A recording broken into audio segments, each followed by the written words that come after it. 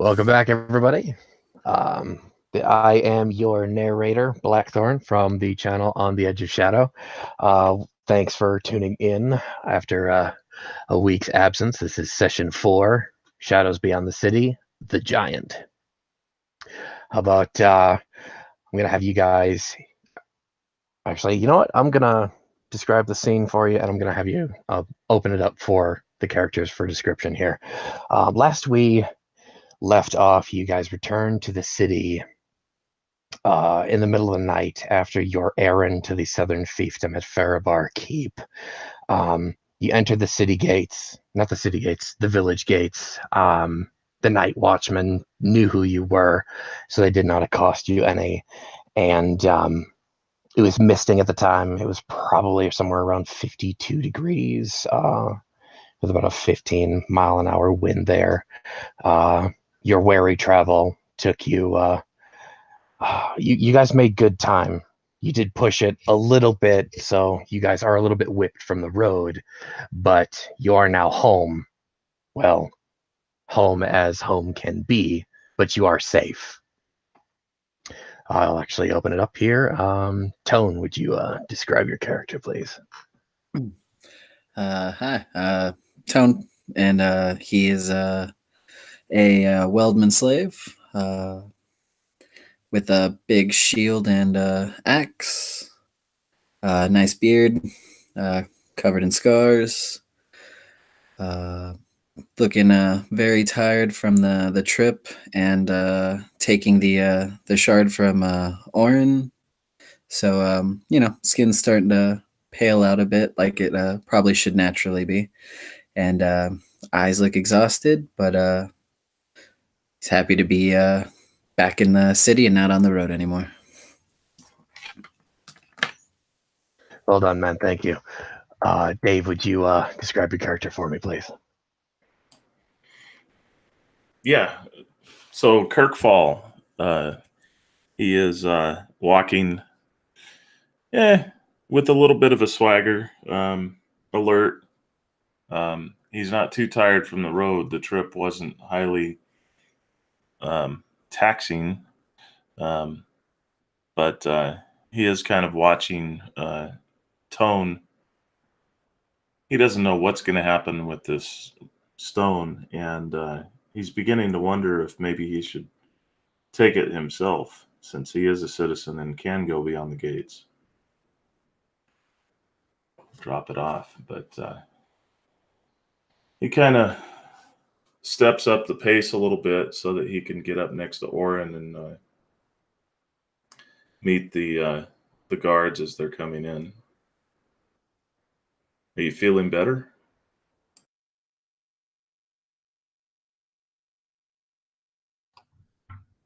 So, hi, I'm playing Orin tonight. And Orin is a slight dusk fair folk with, of course, he naturally has sort of a grayish color skin that's starting to look a bit ashen.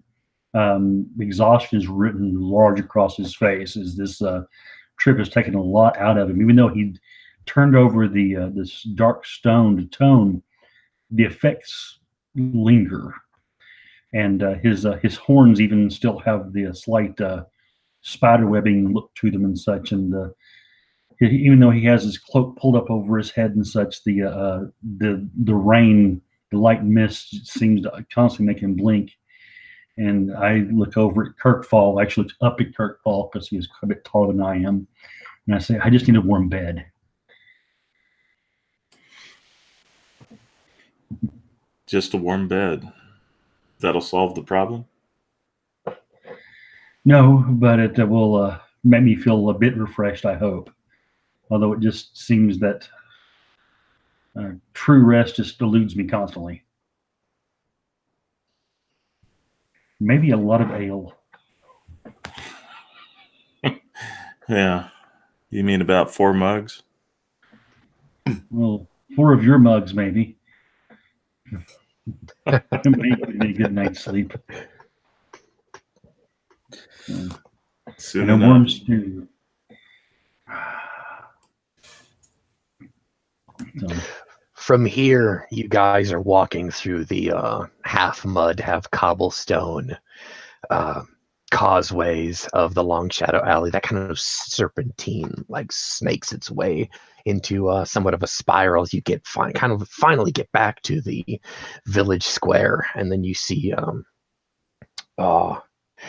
this the village fountain as well as the village well there. And just beyond that, the welcoming sight of the House of the Dark Maiden and its beautiful dancer figurehead standing out in the front garden. That amber colored glass that kind of shines out from the front windows there. It's screaming at you to come inside. And being as Orin is in a almost a supernaturally exhausted state, you almost find yourself running. Stumbling forward, of course, seeing not be able to lift my feet up high enough to keep from occasionally catching a cobblestone with my toe. Yes, I make my way as quickly as I can to this place and burst the doors and throw myself down the first seat available. Yeah. Do the rest of you follow? Sluggishly, because of how tired, but I overheard the conversation and was very excited to get some ale myself. Beautiful.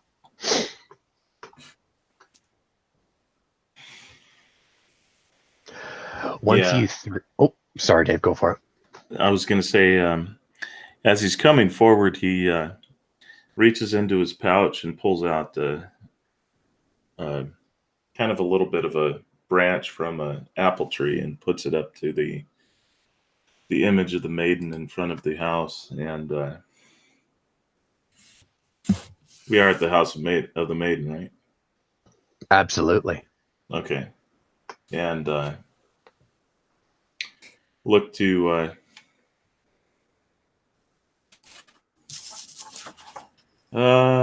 Sable. Yes, sir. Let's see if I don't know. I guess you're gonna have to sleep in the with the horses again. Nothing wrong with that. He he casts about at the darkness and he goes, if I might have a word in private before you return or retire for the evening. Okay. What have you got?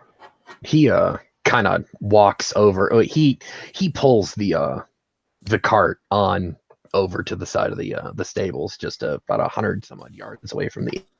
Mm-hmm. And he goes, I have a bit of an itch. Not an unhealthy itch, but I've a feeling. What is this that we're into? This thing with Orin and now Tone. What is this thing that they're carrying? I do not mean to pry into your business, but I may be of service here.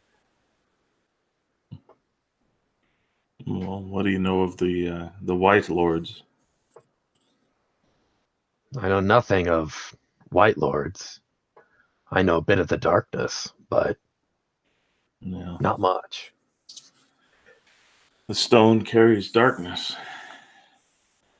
I don't know much about it either. I just know that Orin's, in his infinite stupidity, has determined that we need to carry it to a better resting place than where we found it.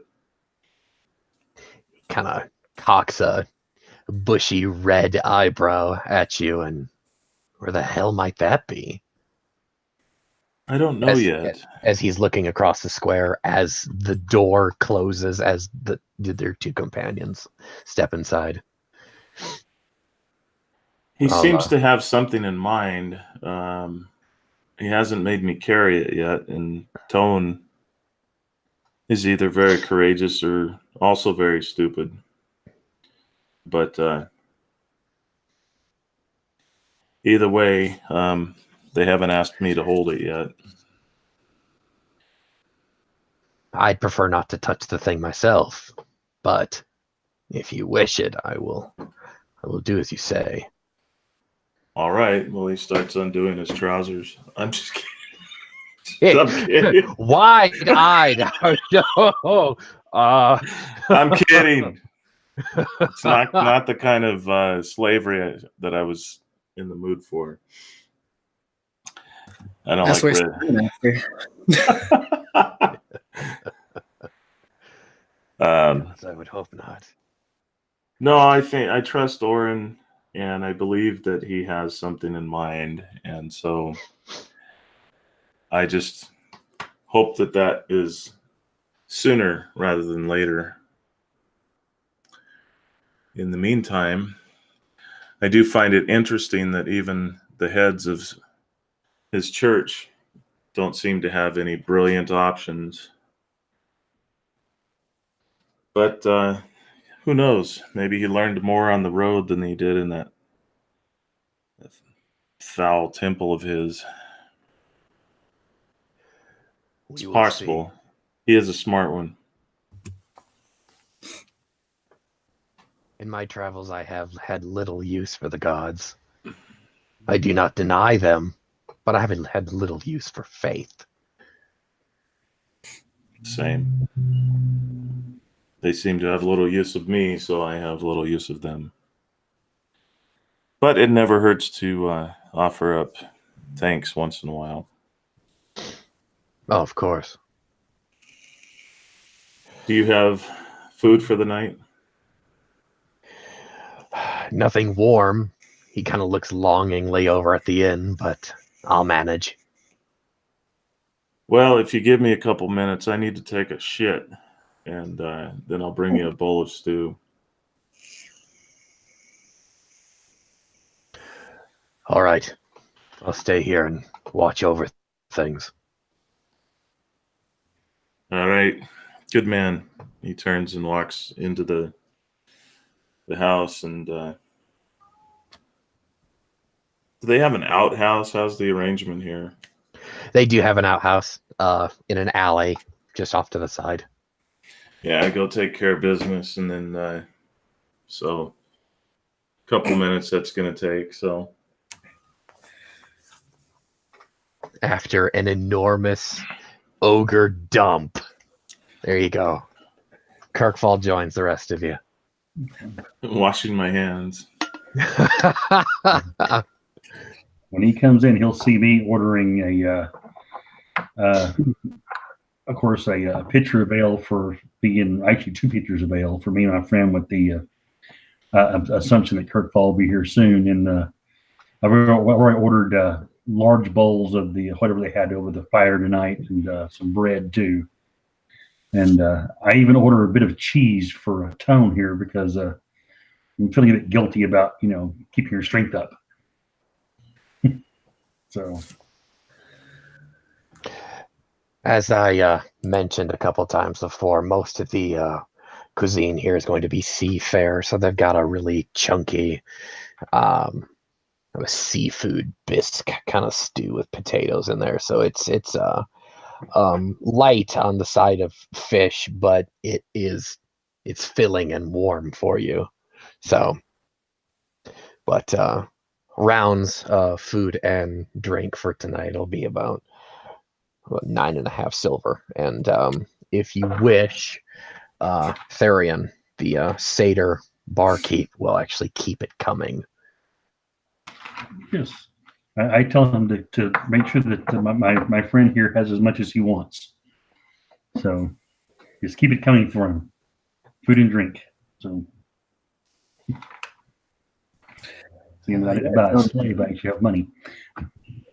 Tone will definitely eat the stew and be proudly to keep taking your ale. Okay. Is there anything you guys wish to do in this downtime? You guys are a little bit whipped. It's not quite stage 1 exhaustion at this point, but you don't have anything pressing in on you. Okay. Of course, as soon as I get myself rested a bit, I'm going to be taking my first commission, I guess, to the guards at the gate and verifying that I did complete my first mission for citizenship. Ah, okay. Are you doing this alone? I'm going to probably wait till I'm going to get some sleep before I do this. It'll probably be in the morning. Okay. So, and I'll of course ask Kirk following them alone.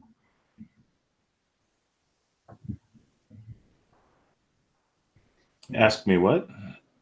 To come along with me when I do my turn over my papers, because I'm sure at some point I figured out you're actually a citizen. So Right. Yeah, I will take a nice bowl and a good rip of bread out to Sable. You really like to be called Sable? It's what my mother called me. I guess it's better than other names. Well, here you go. Don't eat it too fast. You don't want to. Well, No, of course not. you're gonna be. I think you have enough here. So No, this'll do. This'll be fine. Thank you. all right. Rest easy. Always. Yeah, and he goes walking back in, or he actually takes a moment to sort of wander around in the area close to the maiden, just observing, um, watching, not necessarily creeping, but that's one of his things is he needs to be consistent with his abilities, and never hurts to just take a couple minutes to practice, and he does that before coming in and You gonna heading make me a to. stealth roll quick? Okay.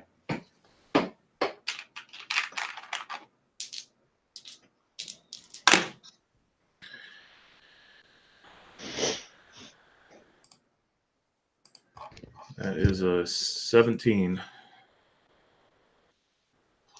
All right. Ooh. Okay. As you kind of stalk down one of the alleyways, just getting your bearings and practicing, as you said, you do come across a couple in an alleyway, but they don't notice you. They're sharing an intimate moment. Okay. That's Yeah. about the most interesting thing use this walk. Yeah.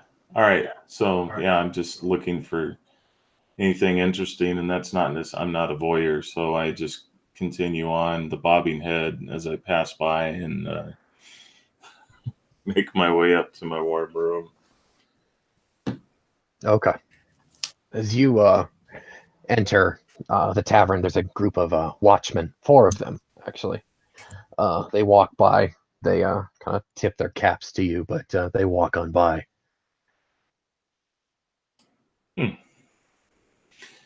I kind of lean over the bar and has Tone and Orin already made off to bed?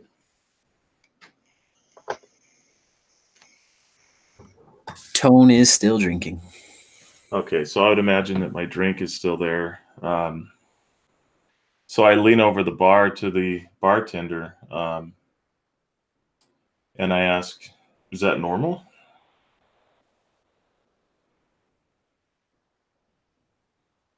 Kind of like gesturing. I draw a big canvas, so I'm like gesturing toward the guards.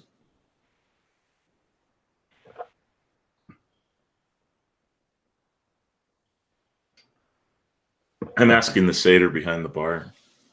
Oh, No, he just kind of looks at you quizzically. No, we have night shift. The watch.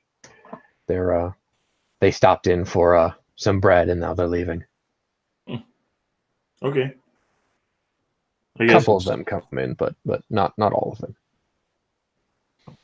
well, most of the guards are good folk, so I guess it's good to have them coming in and checking on things. Oh yeah, they keep the village quite clean, so to speak. Excellent. What's new, boys? I turned around and just looked at him and kind of grinning. Are you speaking to the watchman? Yeah. The two that are still there, they just smirk and they go, another boring night on night shift, but nothing of import. Yeah. Just blowjobs in the alleyways. Oh, I suppose. They bid you and the rest of the patrons a good evening because they have to get back to their shift. All right. Be safe. Thank you. You as well. They dismiss themselves out to the street. I'm going to go over there and pick up my mug and to a good life as he looks to Tone holding the mug up. To a longer one. Agreed. Don't touch me. I'm just kidding. I don't know if it's contagious or not. I raised my head up off of the table where I've been sort of resting it and say, reach over to my mug and finish it off. I said, to a long life and to a good night. My eyes are falling closed. I'm so exhausted. I'm to my bed. And I'll stumble up the stairs with a bit of difficulty and literally fall into the bed clothes. All right. You, before I get to the rest of you, I'll narrate some stuff for Oren here. Once Oren's face hits the pillow, yeah, he's out like a light, completely gone. The rest for that evening is deep, but unfortunately fitful. There is there's a near constant kind of an icy clawed fingernails on like the edge of your mind, still almost beckoning you back into the depression that you had attempted to lift.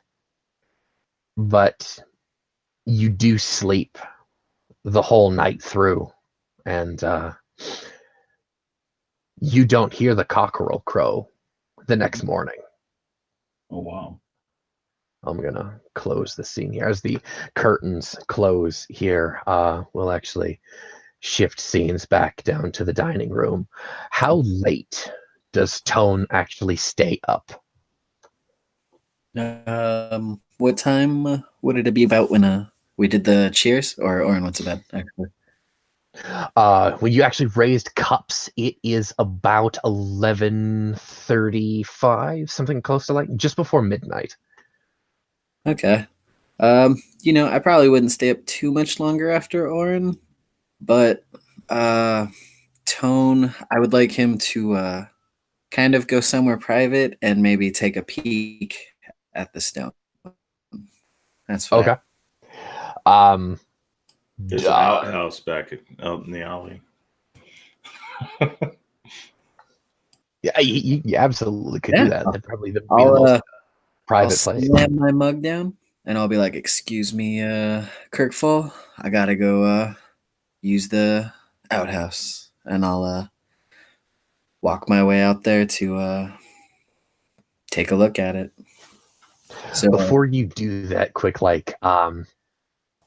about how long after Oren has left you do you actually leave to go look at the stone? I'd say about like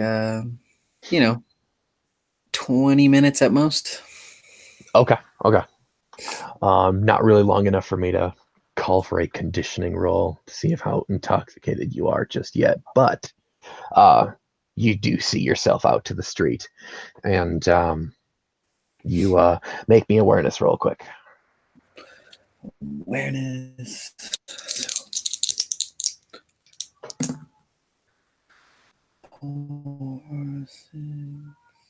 10. Okay. You cast about quick light, but you don't see anyone lurking or anything like that. So comfortably enough, you take out that deep midnight purple cloth, and the thing is, even through the cloth, it's a bit chilly to the touch. What do you do? I'll slowly start peeling away the covering of it. Exposing the hand holding the stone, and I imagine I'm amazed at the moving smoke inside of it, considering I've probably never seen anything like it, other than when they showed it to me the first time. Okay. Yes. The crystal itself is kind of rough hewn. It's nothing. Well, your character wouldn't have any knowledge of like gemcraft, but nevertheless, the stone is in fact quite stunning. But there's a darkness kind of swirling within there, and the hand, strangely enough. It has been some time since the hand was amputated from the rest of the body. The hand is not as desiccated as you would consider it to be, which may or may not come to your mind quite unsettling. But the fingers there are, the fingertips are blackened almost with like ink or soot. The fingernails themselves are black and sickly, almost in a bubonic plague kind of the advanced stages of the bubonic plague, but the skin itself is whiter still than yourself and Orin. But you can tell this hand did belong to a member of your kin, the mortal men of the Ebon Vale. It's still death gripped, white knuckled on this stone, but it's beautiful and horrific at the same time. It's a strange feeling for Tone. Oh yeah, completely. Yeah, never seen, other than worrying about Orin, to actually see it, and then like to notice the hand not actually decayed as much as it should be. And I'm gonna get kind of I will say scared of it, and I will quickly wrap it back up, put it back in the sack that it was in, attach it to my hip, and head back to Kirkfall. As you go to wrap it back up, you do hear an unintelligible stream of haunting whispers in your ear. As you do, I need you to make a spirit-based life force test, please. And how you do life force is, in this case, it is strictly a light roll. It would be your dice plus your spirit modifier and your grades in conditioning here. Okay, so 9, 10, and then I'm 16. 16. Okay. Unfortunately, that is not enough to fend off the shadow this time. So, gazing upon the beauty and the horror of this, you do feel a little nauseous, and you do kind of like muscle through it, and you wrap this thing up and deposit it back into its container. But you are forced to double over in the ditch nearby and vomit whatever you were eating before. Unfortunately, you are not able to enjoy the food that you just had.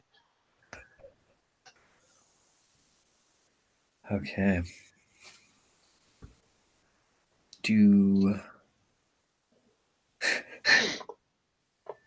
Would I take any extra shadow points as well? Yes, you will gain 2.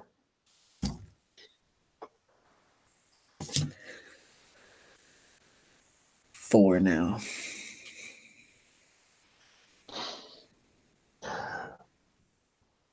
But after you do relieve yourself of the contents of your stomach, you are able to get yourself back inside. Kirkfall, I need him to make an awareness roll as Tone returns from the outhouse.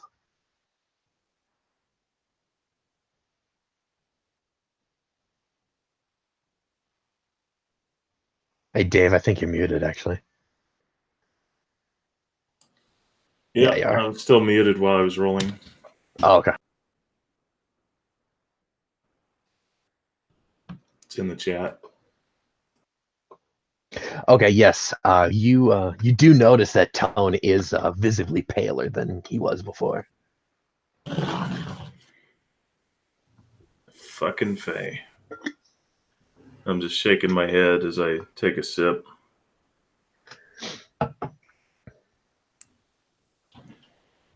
We're going to have to do something. He's thinking in his mind sooner rather than later.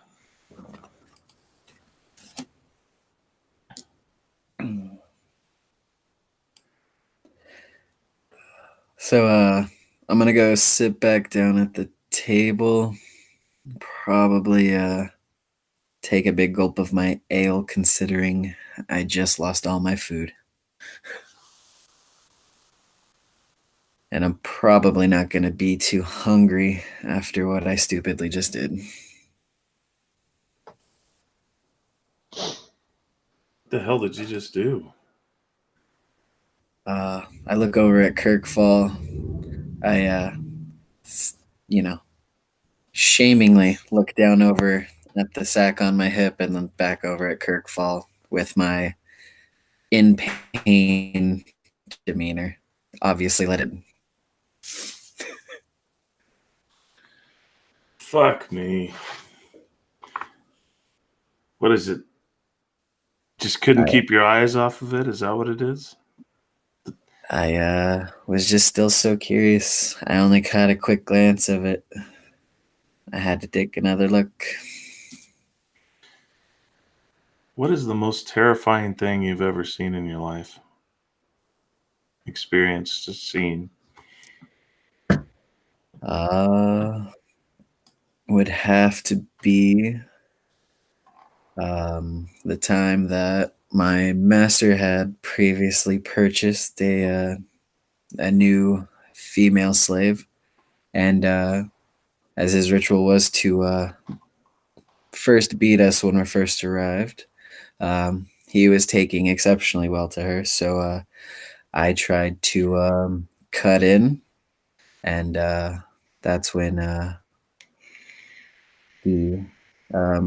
was still young at the time. He threw me to the ground and then beheaded her to show me that I can't do anything. Well, that's unfortunate and disgusting as it is. Oh, yes. It was a pretty gruesome sight for an 8-year-old. Wow. But it still doesn't beat the feeling I got from looking at it.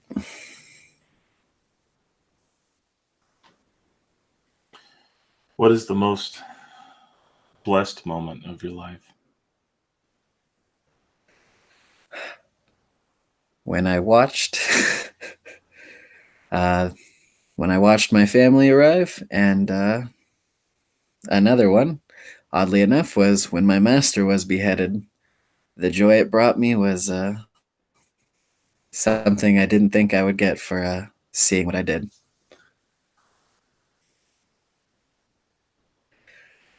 You need to hold fast to those memories. As I take it. Yes. Thank you, Kirkfall. It's good. I do need to hold on to this. So how hard would it be for me to smuggle them into the city? I mean, I'm asking Rafe. Well, you are not a smuggler, so you don't have the abilities to actually confer your stealth unto others. But you might, I'm touching my nose right now, you might know a guy. You touch your nose multiple times. You probably know several guys. Quick question. Would Tone need to be smuggled in? I would assume I probably have citizenship already. You do. You can come and go through the city as you wish. They removed your slave collar, and in the past decade of cycles, you would have done your own set of citizenship tasks. They would have been unique to you. It's normally citizenship tasks are similar to the ones that Orin are doing. They're simply to prove yourself and a physical swearing of fealty to the overseer. Yeah. With my the old group, the people I call my family, we would have definitely have done that a couple times. Okay.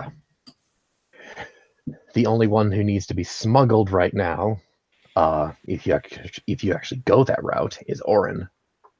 And he never really shared that he wanted to bring it past the wall, right? I don't believe that was actually said. Keith, was that mentioned? I had the whole task was the whole idea was to get me citizenship into the city, but we didn't actually talk about why I wanted citizenship yet. Okay, so I wouldn't know. I know you probably had overheard that one of the things I was desperately trying to do was to get to the temple. So Kirkfall could definitely infer from context there, yeah. or not infer, assume. Yeah. Quick light before we wrap this scene up. How much later do you two actually stay up and drink and socialize? I'll probably, after he finished, after I finish answering his questions, finish off the last of my mug and probably head to bed. So 10, 15 minutes after I got back. Okay. Your room is next your parents, and they would have already taken care of that. I'm simply going to expedite that bit. What does Kirkfall do? He's not alone in the bar. There's about a dozen other people. It's not busy. It's not slow, but there's quite a bit of Fae here. As usual. Drinking alone, huh? No, quite a bit of Fae. Oh, yes. Yeah, he probably finishes his drink and resolves that he needs to get up before the dawn to see what we can do, because it seems like this thing needs to go to the temple, because all it's doing is just sapping. It's just sapping our party. And if the answer lies within those walls, well, it seems that Tone can be the vessel that carries it. So he goes to bed, resolving that he'll get up early.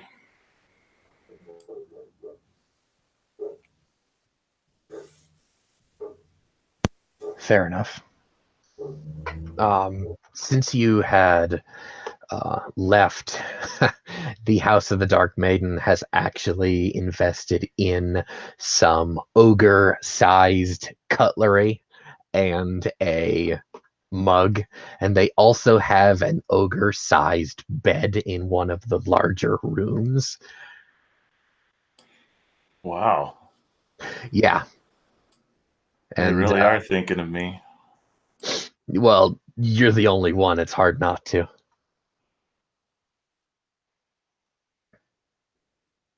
But as you finally lumber yourself into bed, that the curtains will slowly close on that, and we will then, as an audience, look into the lightless room that is Orin's bedchambers, and in Orin's left ear, there is a harsh whisper, and this voice utters, "You will dream of teeth and nothing else, and your eyes are awake. The cockerel has crowed hours ago, and the noonday sun is peeking through the curtains there as you're bolt upright, your eyes are bloodshot, and your cold sweat, your silver hair is matted to you in the most disgusting, unattractive fashion, and your heart is racing. What do you do? Well, I'm going to stumble myself out of bed. I'm assuming my bedroll or whatever, well, my clothing is probably soaked through. So I'll strip out of that and change into something that I have, probably my basic priestly robes. Splash some water on my face and on my hair, shake my head, and look outside to verify that I'm thinking that what I'm thinking, how late it is. I'm late. So I'll leave there and head downstairs and ask the bartender, "Have you seen Kirkfall and Tone yet?" I'm assuming they're up already. Tone, unfortunately, is still asleep. Kirkfall has been up for hours, probably bored stupid at this point. What has Kirkfall been doing for the past 7 hours? Well, actually, I would have, not to break your narrative here, but I would have gone and banged on his door. You would have slept through that. I would unlock the door. You don't have the key to his room? I do have the means to open it, though, don't I? You're gonna tear down the door? Well, I mean, what skill would it be to deception? Or you're gonna deceive a doorknob? No, that's burglary. Burglary. But I can just go down to the bar and ask him for the key. They're not going to give you that.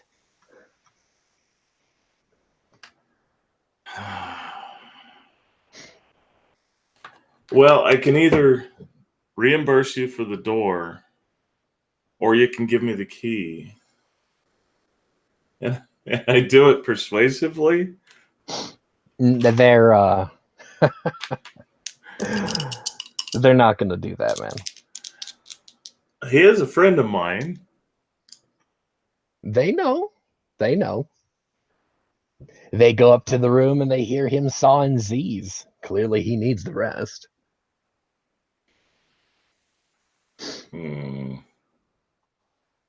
What's Kirkfall been doing in the city?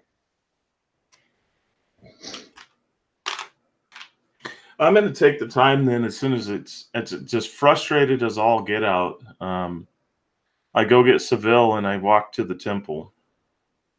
Okay. The Dismal Fury, on the one of the central hills of the city, is carved of a kind of a dark gray stone with red and amber stained glass windows throughout.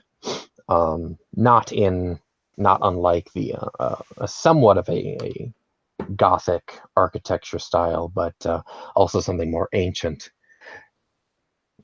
This place is known as the Temple of Five Gods, more commonly, more locally known as the Dismal Fury.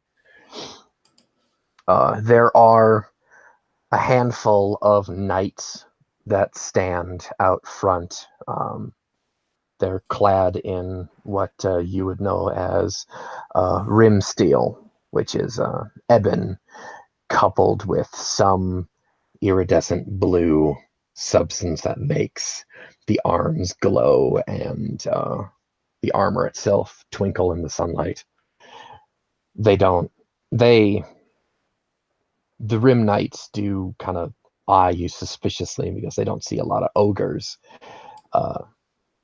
interacting with the temple itself, but there is they don't accost you. The place has a silent yet palpable reverence here, and does Kirkfall actually feel uncomfortable in like a sort of religious places? I know he is irreligious himself. He recognizes that they're there. He has seen, but he has never been compelled. He has never felt compelled to follow, as he feels as though they have never fully inserted themselves in his fate.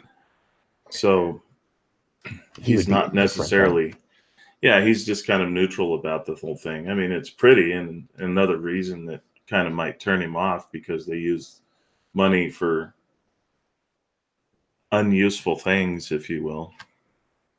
Okay. As you enter the temple, there is a great tree in the center garden. Above the garden, there is a kind of a hole in the ceiling, a kind of like an oculus, similar to the Pantheon building in Rome currently, that which is a temple of all of the Roman deities. There is 5 niches here. There is one to the silent monolith, which you understand is Orin's religion. There is one to the crushing depths, the deity of the sea. There's a niche to Kendrick, the deity of fear. Aeronthar, which is the deity of hate. And then one you're very familiar with, a niche to the deity of commerce, known as Deemer, the deity of truth, oaths, and debts.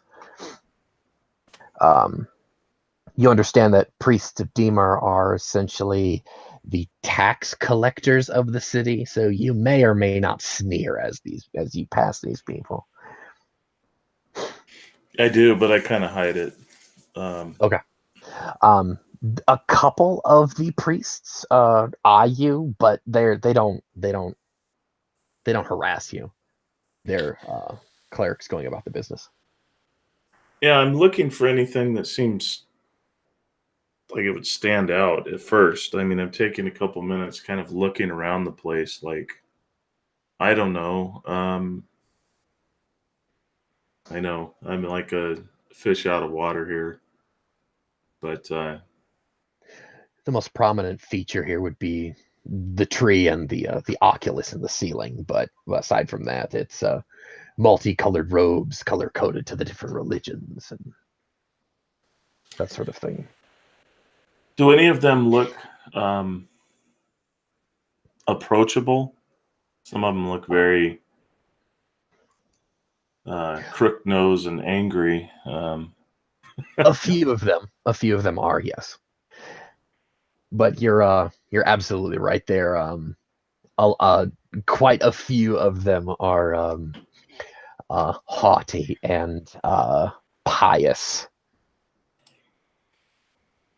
Haughty and pious. Yes. Aloof and holier than thou. Right. Well, I'm going to stop. Do they have trainees walking around, I would imagine? Oh, they have neophytes all over the damn place. They're essentially the gophers, fetching coffee and that sort of thing. Right. Any of them in a menial task at the moment, like sweeping or something? There is one scrubbing the grout out of the tile floors to your left. I'm going to sit there and kind of watch him for a moment. Yeah, he's trying to get that tile floor to be reflective. What skill is that?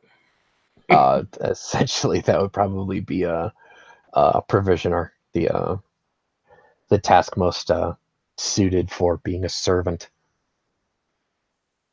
I look over at Seville. Sable. He Do you looks up see- at you. Watch this boy and see if he's doing anything you could suggest, make any improvements that would make his work easier. You Give want it a me to minute. instruct a priest how to clean a floor? No, I'm going to do that, but I'd like your advice because I am not skilled in the ways of floor scrubbing. He just looks on. The boy's doing all right. So he's doing a good job, you would say. He probably needs a new brush. The thing's worn to the handle.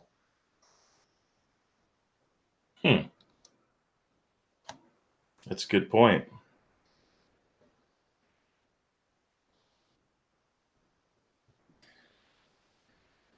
He looks up at you with this Sable. Say this is still Sable. He's like he gives you this look that doesn't say anything, but the expression says, "What are you on about?" I hold up my hand with my 3 fingers and I just pat the air. Excuse me. The neophyte does look up. A I little am, startled. Pardon me. I apologize for the intrusion. If I could have a moment of your time, I might be able to assist you with your work there. So I got a total of 16 for etiquette, I guess. Okay. Or would it be persuasion? The boy, he's a 12 cycle old human, stands up slowly. What can I do for you? I am just a humble observer of the art of the religion, and I was curious if you look to be a fine sort to answer my question. And I kind of lean in. I can get you a new brush if you tell me who would be the most approachable of all the priests. Of what religion do you mean? The most, how would we say the most knowledgeable? I am not a follower of the faiths per se, so I am just in a general way most approachable and most knowledgeable. Well, of my order, that would be the sage. His name is Lewin. He stands over there. The boy points. This high priest seems to be instructing some neophytes on some kind of fatigue. He's not speaking a language that you understand. Mm-hmm. And Lewin is an Arborian. He looks a little on the elderly side, maybe about I say the equivalent to 50 cycle old human, if you will. But he's wearing the brown and green robes of a follower of the Silent Monolith.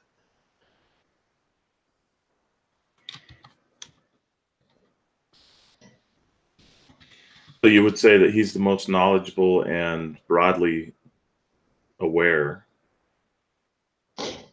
Of my order, yes. I know nothing of the other religions. Well, that's good enough. But I will say that if you are of goodly heart, then I would steer clear of the priests of Demer and the priests of hate. They have nothing but shadow in their hearts. I kind of give him a half grin, half frown, like, I think we all have shadow in our hearts. But I'll get you that brush. Thank you for your time. And I start walking out with Sable to the market real quick. And we are close to the market, I think. You are actually one district over. It'll be a little bit of a walk to go to the market. And then So if I move with a purpose, then people move out of my way. oh yeah, they get the hell out of the way of an ogre. So I move as swiftly as possible to get a brush. And what's the average rate for a brush? Similar to the one that he was using, a copper. It's Okay. it's dirt, yeah. I'll Just a get 10. basic wooden and boar bristle. How many do they have? He's got 3. Okay, I'll take 3 of them. Okay. And I start making my way back to the church and go back to the boy, and he might be getting close to, I don't know if he's getting close to being done or not, but I present him with the 3 brushes and I say, don't be afraid to share those around, of course. Makes everyone's job easier. Sage Lewin, is he always busy or? Not always. He's finished with his lecture now. Excellent. Well, back to your work. Ta-ta. Thank you for your help. The boy smiles and busies himself again. All right, so I go. Is he still similar to where he was positioned before? He's about 10 feet away. He's reading a book on a bench nearby. And is there a coffer worth of donations nearby? There is, in fact. You have to walk by one to get to him. Okay, so I walk by it and I drop a gold coin into the thing loud enough that I kind of thunk it in with my finger, so it makes it kind of loud enough for him to hear, but not too obvious. Nevertheless, he does look up. I'd say, excuse me, may I take a couple moments of your time? He stands his old bones up slowly. No need to stand. Kind of eyeing you, but there is a youthful fey vigor in his aged frame. And he kind of furrows his kind of salt and pepper brow at you. Of course, giant. What can I do for you? Is there a stool next to him or so? There's a bench. Will it hold my weight? Maybe. It's a stone bench. Fit for about 3 people, 3 humans wide. I say, may I? And I gesture to the bench. Of course. Please, let's sit. He moves 2 scrolls out of the way so you can sit down. Thank you. Sable, have a seat. And I kind of gesture to the ground. Obediently, Sable sits down. I think I have a dilemma. Unburden yourself, my son. What can I do for you? The darkness surrounds us, unfortunately, and encroaches, and much like a fog. Are you aware of implements of the darkness?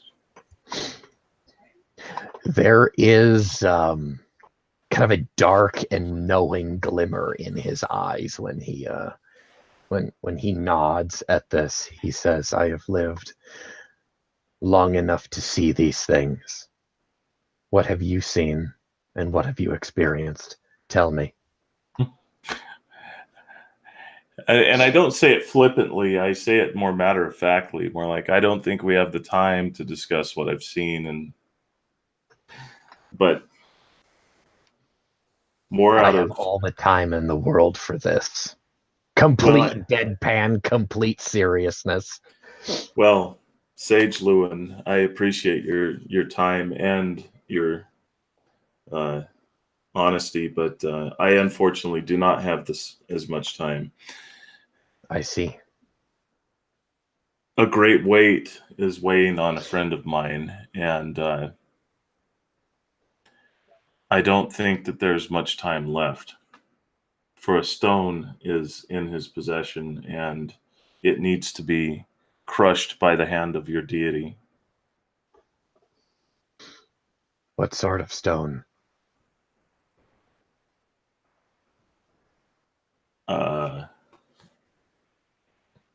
Out of character, can I just regurgitate my description of what I've seen of it?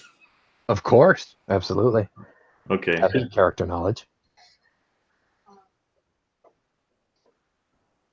And so I share with him a brief description of what it is, of what it looks like, and what it has actually done to my party mates. And I explain the dilemma that my friend the priest is not a citizen. He cannot bring it into the temple to seek guidance, and I am doing so on his part. He just nods slowly. And after a long pause, I see. The ocean is vast, and my arms are long. I could definitely huck the thing into the vast deeps. But would that solve our problem? Such a thing would not solve the problems. You would simply incur the wrath of the sea gods. He shoots a kind of a dirty look to the priests of the crushing depths, maybe on the other side of the temple, but he doesn't say anything. He goes, Right. we would not like to stir up any more trouble than you already have. Where is this item now?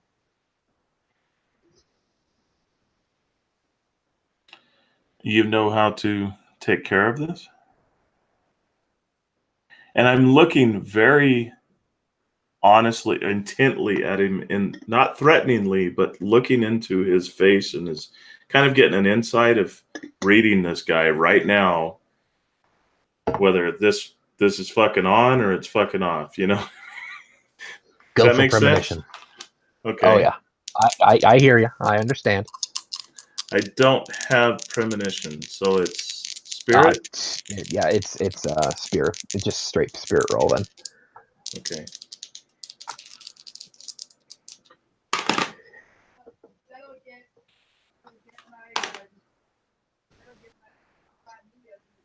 Wow. Okay. So it is a 16. I did have an explosion on that, so Well done. He just looks back at you with exacting intensity. He says, a handful of colleagues of mine and myself can dispose of such a thing.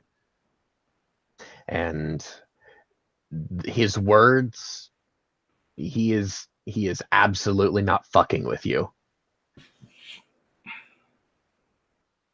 I'll be back forthwith. I do not wish to burden your light with this. I will gather some of my colleagues and I will accompany you. Will you wait outside the temple for me? Wouldn't it be easier just for me to go and take the person?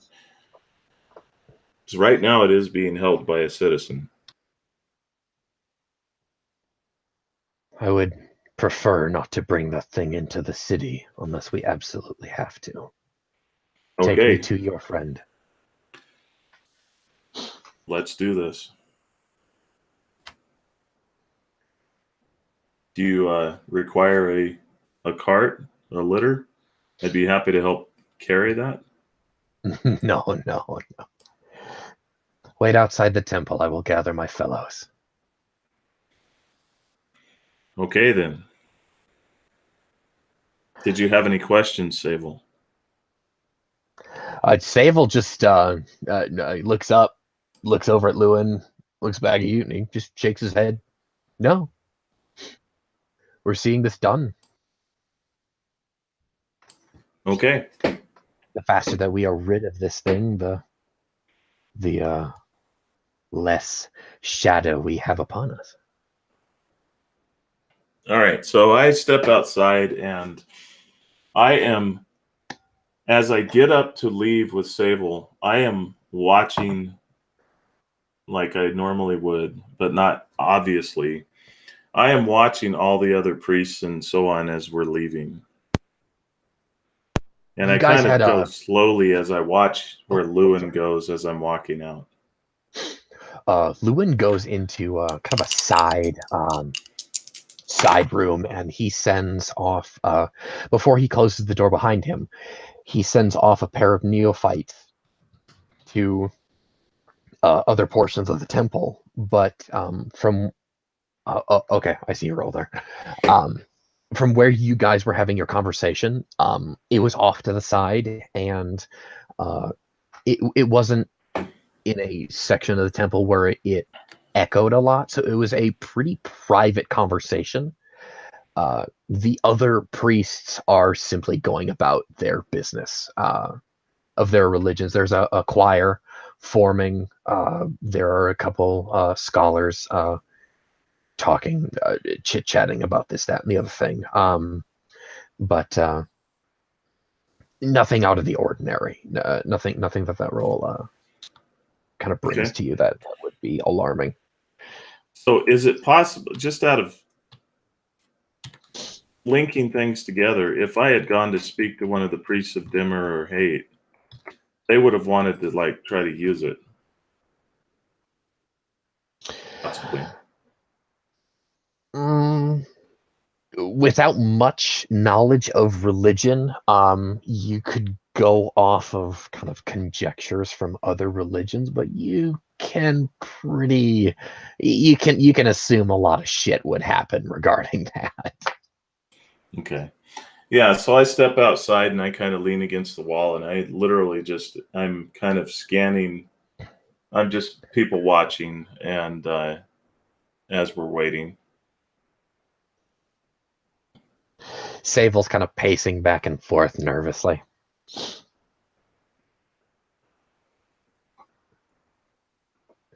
What are you about? Do you smoke, sir? Do I smoke sometimes? Why? After this, I might need a smoke.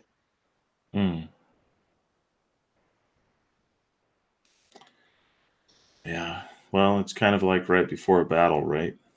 A big battle. Have you seen action? He stops and actually looks at you, rather like interested. No, I've never killed a man in my life. And I look him in the eye with like this flat sort of look at him. You really would ask me that? You don't seem like the soldiering type. Not a soldier. But I have seen a knife battle. in the dark in other ways. He kind of like bounces his head back and forth, kind of like trying to go, you catch my drift here? Yeah, I haven't been in many large-scale battles as you might have seen, but it's still battle. Well, hopefully your battles remain small for the rest of your days. I hope not. Well, he smirks. I didn't mean anything by it, but he puts his hand up. You get my meaning. I get your meaning. About That 20 we minutes late. Succeed in all our battles. Yes. Yes, that. He points a red finger at you. About 20 minutes later, Lewin comes out with 8 more of his order. 6 of them are what you would probably assume are Green Knights from listening to Orin talk about his religion. The other 2 are high priests, or at least ranking priests like himself. We're going to have a regular party here, right? What do I call you, by the way? And he's addressing Lewin. Simply Lewin to you. Okay. Well, thank you, Simply Lewin. I appreciate this. And let's make haste. Agreed. Show me where this thing is. All right. So I begin clearing the path and leading the way to the House of the Maiden. I'm guessing that about the time that maybe Orin is questioning the satyr as to my whereabouts, I come walking through the door with this this you walk party right of through the people. door at that point.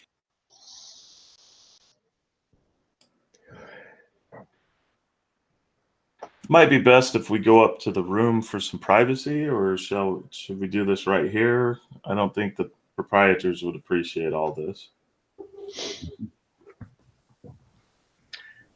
As I stare at his companions with my mouth open in a sort of not expecting the high priest of my order to just walk into the tavern.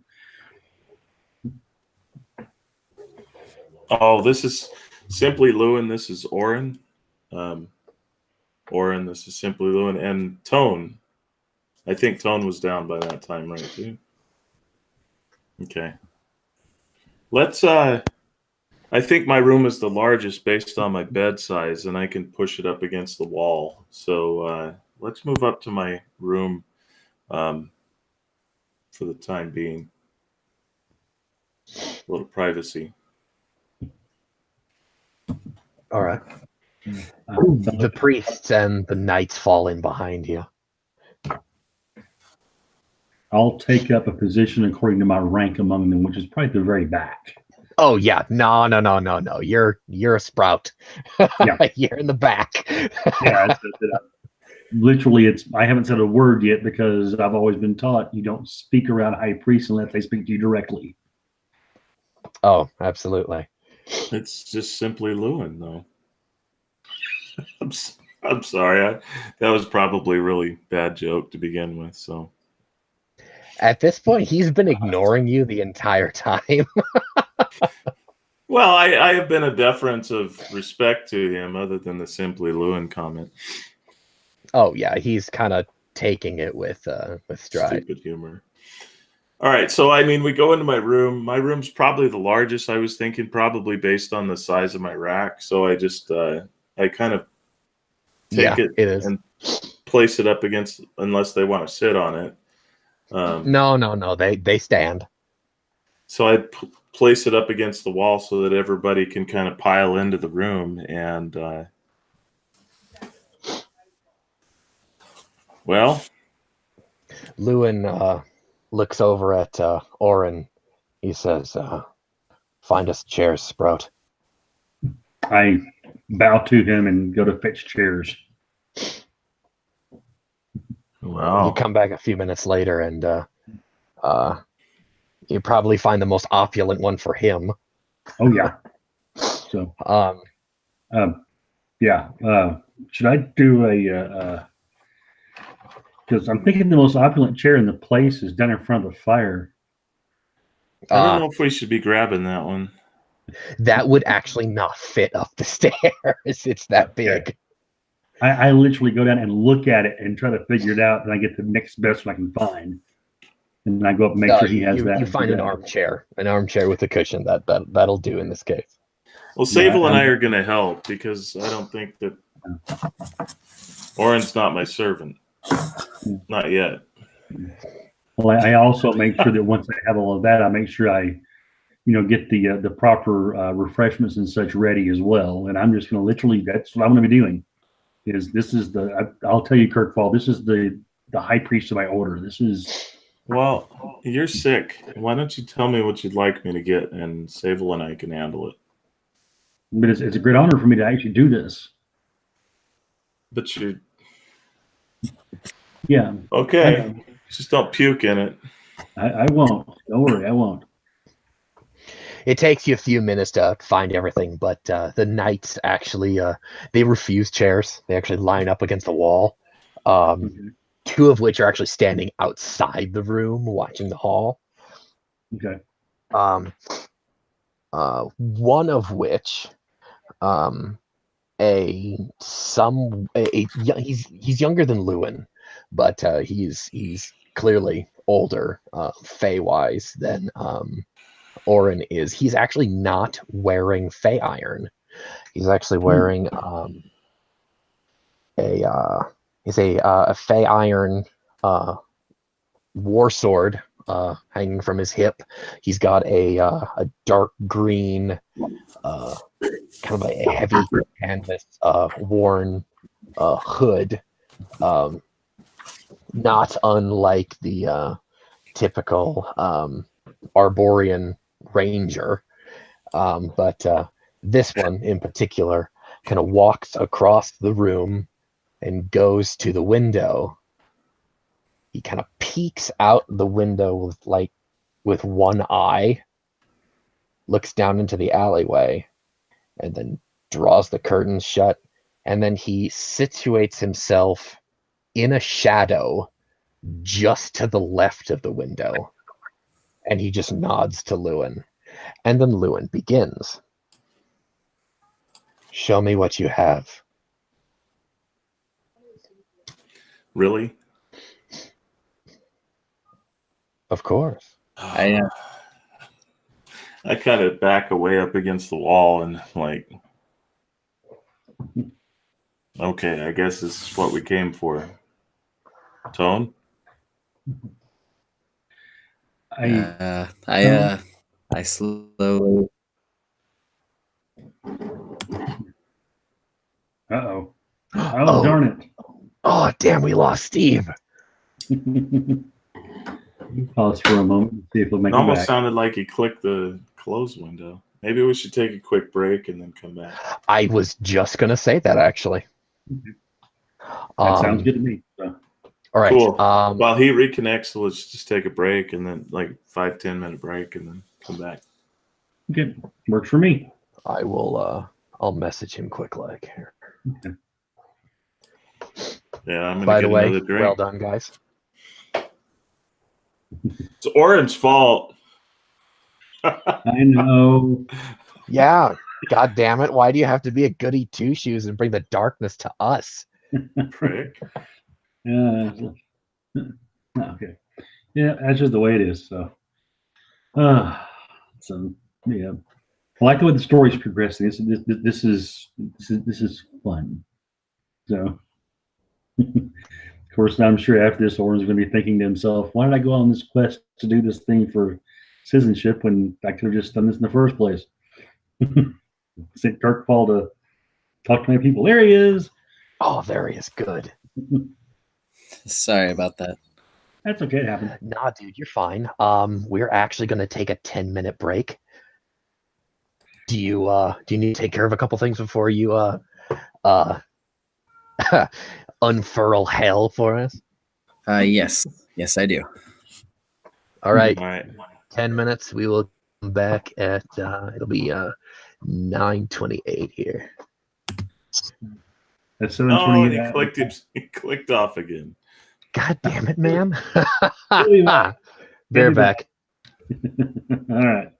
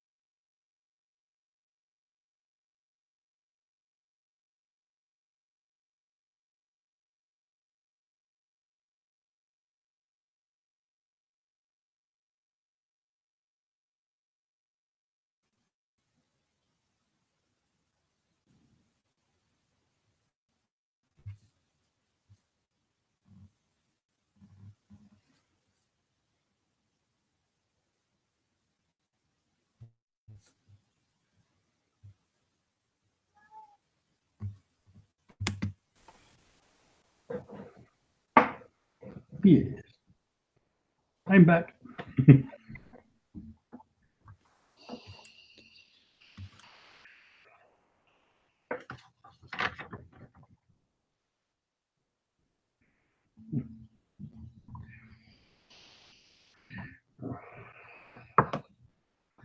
So hopefully we'll get rid of this thing here shortly.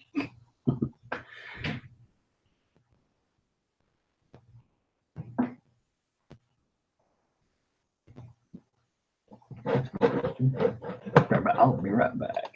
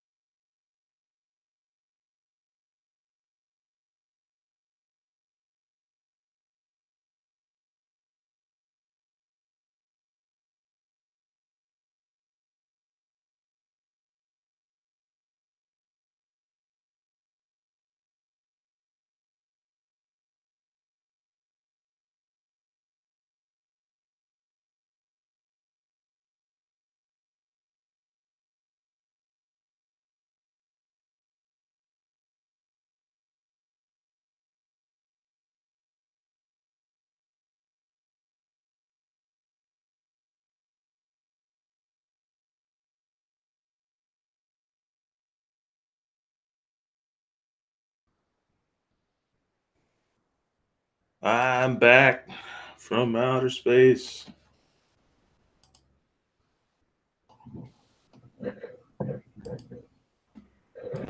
As am I.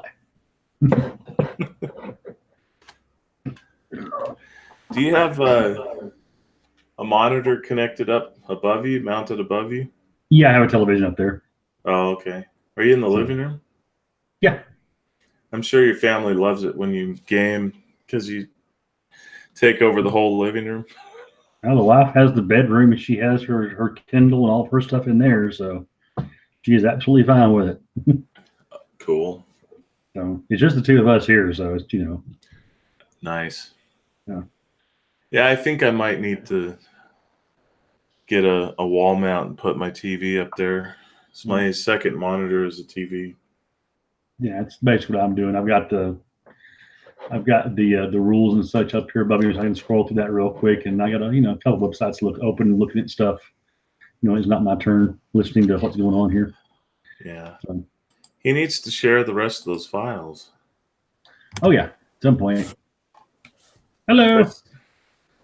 Hola, amigos. Okay, pasta.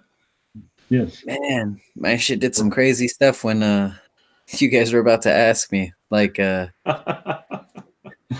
It almost sounded like you were closing the window or something. Like what the heck? Dave was just stuck doing this. Like he just kept going. And then wow. Keith was like doing something, like everything was going green, but I got it all fixed. All right. Excellent. You have a laptop or a desktop? Laptop, sadly. Yeah. That's you have a Google netbook or something? Yeah, Chromebook. Okay. I got it from a work thing for free. I got you. Yeah. Yeah, so I'm on a laptop myself. Mine's an HP though, so. Oh yeah, no. I'm getting a desktop now because of this thing. Yeah, I got a Dell desktop. I got a crappy HP laptop that I only use like when I go game at a friend's house or something. It's easier because I have all my books and planning and stuff from my Google Drive on my laptop. So it's so much easier. And if my main PC, if I have problems with my PC, I can hook up my laptop. It does work. It's just not as strong as my desktop. Yeah, I'm putting the desktop setup together again. Of course, I used to have one, but I went to laptops, this laptop about 3 years ago, and I haven't actually had a desktop since then. So this one works pretty good, though. I have an external hard drive with it, so I got plenty of space. So yeah. Well, and like I got this desktop about a year and a half ago off Amazon. It's a Dell. Yeah. But it's been pretty good for me. It had Win 7, which was a good selling point, and the ratings were high. So I don't like Windows 10. I'm trying to stave it off as long as I can. Yeah, I understand. I actually had less problems with 10 than I have with 7, believe it or not. I don't know. I just like I don't like the fact that it's blatantly pulling data from, tracking. Yeah. And well, there's ways around that. So I'll have to hit you up when and if I go for that. Yeah. But yeah. And eventually I said it's going to be, like I was XP forever.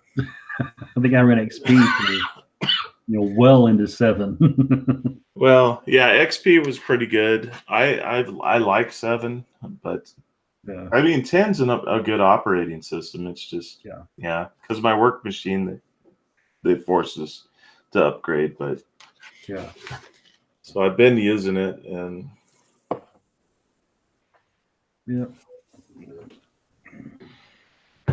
So what kind of teaching do you do, Steven? If you don't mind me asking.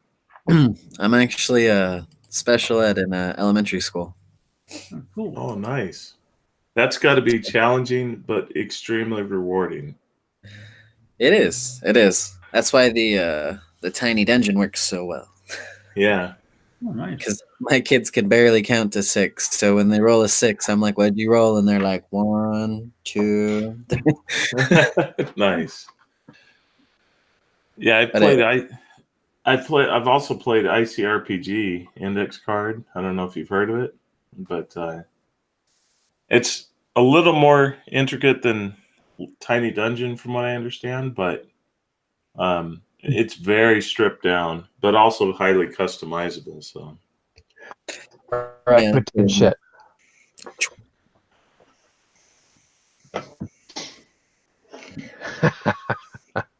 Sorry, what were Uh-oh. you talking about? We were talking about game systems and Steve's yob. Okay. All right. Keith, are you with us? Yes, you are. Okay. Yes, I am. Okay. Picking up where we just left off. Lewin said, "Show me what you have." I slowly throw my cloak back, remove the thing, and start peeling away those layers of the purple cloth, revealing the stone in the hand.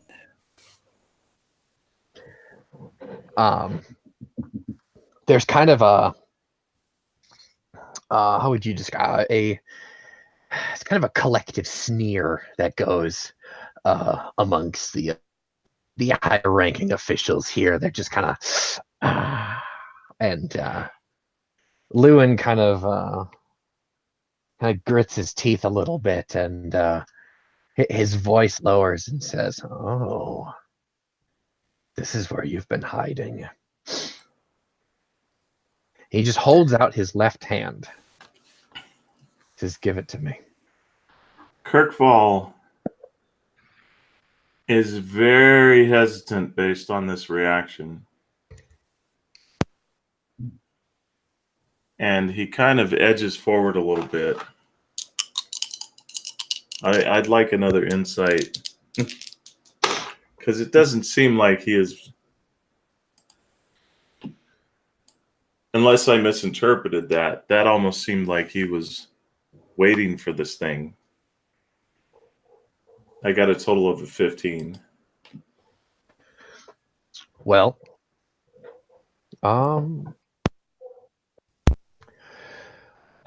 let's see. It is common knowledge that the Silent Monolith is one of the deities that is aligned with the light. It is also common knowledge that many of their priests see to fight the darkness in all of its forms. More often than not, that combating of the darkness is in creation and birth. In the context of it's an agriculture deity, a deity of the earth. So to combat destruction, planting crops, being kind, and keeping the balance of nature, as well as keeping the schedule of the seasons and taking care of the world around them, is how most of this religion combats the darkness. However, there are some, how do you could stress that holy warriors of the earth that fight the darkness more directly. You could possibly infer all of that from context. Fighting it more directly, meaning he embraces warfare. No, absolutely not. That is the complete opposite. Okay, so I did. So Dave misinterpreted how you were reacting then. So he is actually treating it like, oh, this is a great find. Okay, and okay, all right. Just making sure. Okay. Because at the first I was like, oh, it's like we just delivered a power stone to an evil lord in disguise. Oh, roll initiative. And then a battle ensued in this tiny room. What sounds for Orin pick? All right. Oh, that would be beautiful, though. Mhm. Oh my gosh. Oh. Sorry to everyone who will be watching this in the future. God damn it, Dave. I had some tension and you fucked it up. I apologize. I apologize. Start again. Let's start over. Oh, this is raw immersive role playing at its finest, ladies and gentlemen. I was about prepared to start drawing kukris, start slaying. Okay, all right. In all seriousness, all right. From the top, he he grits his teeth. He has a really serious and grim expression. So this is where you've been hiding. Bring me the stone. I walk over and I hold out the cloth still without touching it for him to grab, but completely close enough for him to take. Okay. What is Orin doing in all of this? My eyes are, of course, as soon as this thing is unwrapped, are locked upon it, and I feel the darkness in it and such. And I am trying to hold my tongue at the moment about speaking out about how dangerous this thing is, because it's not my place to do so. But I'm definitely in my position next on the inside of the door as a servant should be. I'm definitely leaning forward and sort of, I guess, sort of stretching towards it and see what he does. But at the same time, I have sort of a very definite look of apprehension on my face. Okay. Lewin, he turns his hand over like he's going to pick up the stone barehanded. And he pauses and he looks Tone in the eye and he goes, "Steel yourself, boy. You may wish to close your eyes lest my light burn you." He he picks the fucking thing up barehanded, and you actually do see the man's light. Light is it is almost like the spirit and the soul of all living things. And he picks the thing up, and as soon as like skin contact, he picks it up and turns it over. The desiccated hand gripping it turns to ash and then falls away onto the floor. And then you kind of catch it in some of that purple cloth. And between Lewin's knuckles, you actually see a golden light kind of peek through the gaps in his fingers.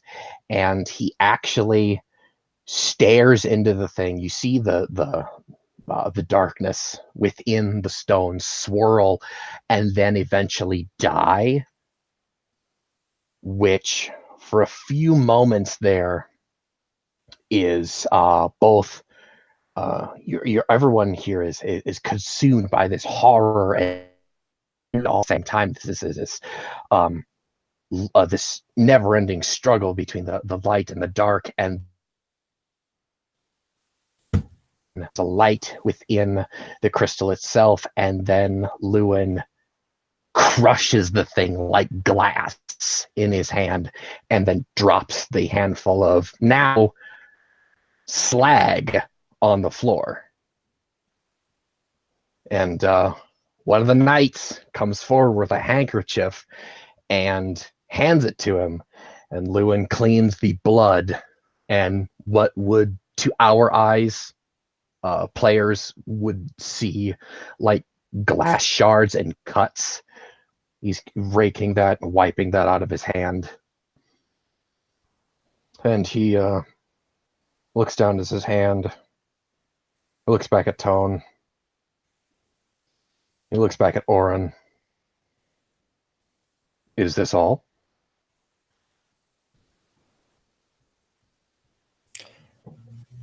this is all we brought back with us, other than what is seeped into ourselves. I see. The I did- darkness will eventually leave you. It will take some time. You need to give yourself time to heal your spirits. I would, but I still have one task to complete.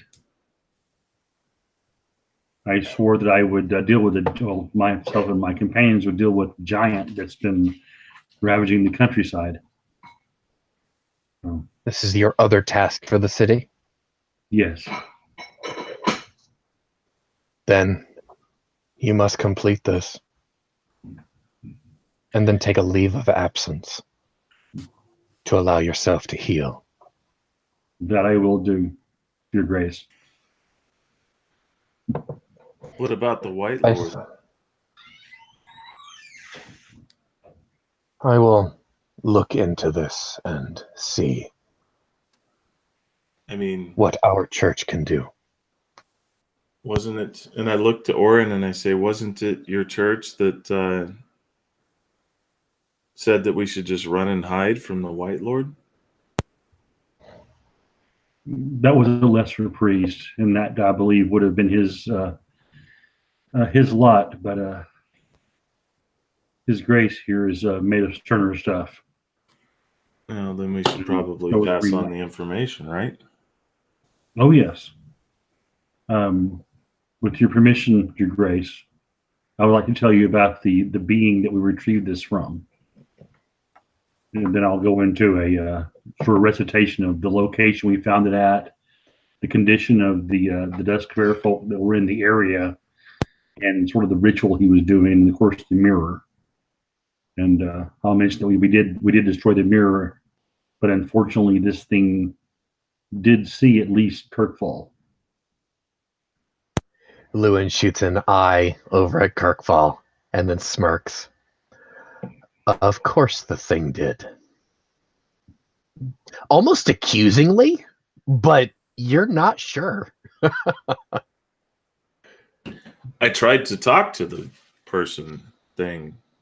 Of course you did. Well, we do what we do when we are in a situation of need, right? Of course. What would you do? He grins. I would have done the same. High five. No, I'm just kidding. The horror. No, yes, I'll of course after this I'll wrap it up with mentioning that we did destroy the mirror, and that from what I understand of the bit of the lore, this was this White Lord was one of the first men, one of the ancients. If your description is correct, this sounds like Seloth. Seloth. We did not get a name, but Oh, that thing would not give you a name. We almost had him.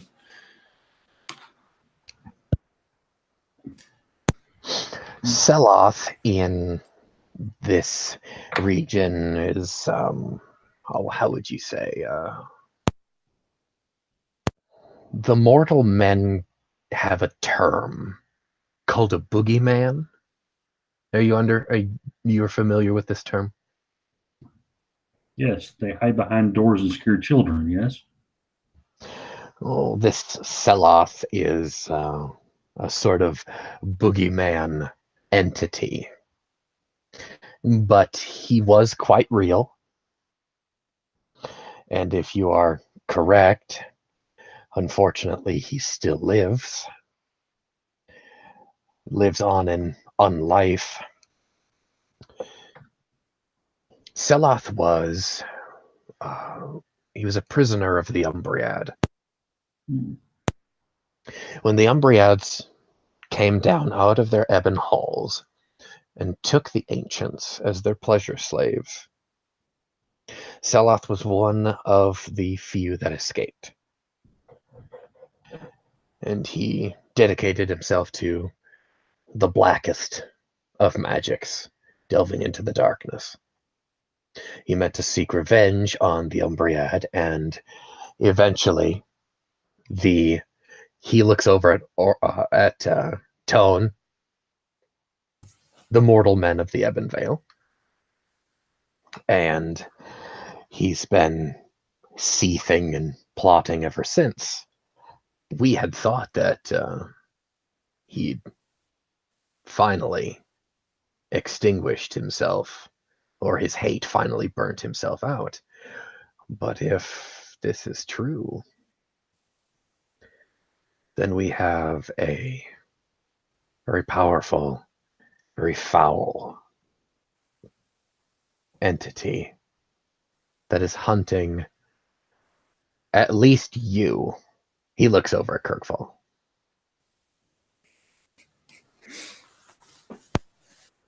Excellent. It's good to know that I am wanted. I do not believe that you want to be wanted by this sort. Which would explain why the village elder has requested that you three go into exile, not to bring Seloth's wrath down upon the Duskfair folk. And of course, I have agreed to do that with that reservation. My people have suffered enough. He simply nods.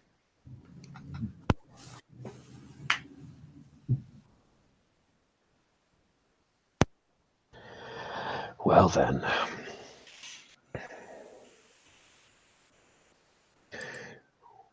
What does your number plan to do now?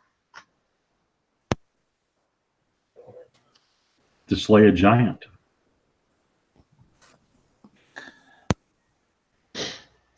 All right. Should we just continue about our regular tasks and wait for the inevitable? I have a feeling this giant may be intertwined with this Seloth in some way. It just feels right. In that case, Sprout, on behalf of the church, you must hunt this thing and bring to me what you know. It shall be done. I will, however, urge you not to revisit the House of the Dark Maiden or the Long Shadow Alley again. We will be gone by nightfall, I'm sure. Can you help me understand this? I mean, if you'd like to have this happen, then we are willing participants, but obviously if you're going to be pressing upon us, I'm sure Orin is accepting of this, but Tone and I aren't necessarily willing participants in your orders. Wouldn't you say, Tone? Exile's a bit much. We respect you for what you've done and truly appreciate it. But can you give us a bit more? At least, how about? I'll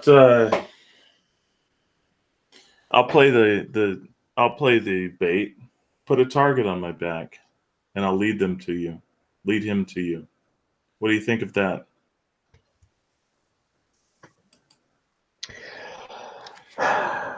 I would not wish to see your soul burdened more than it already is.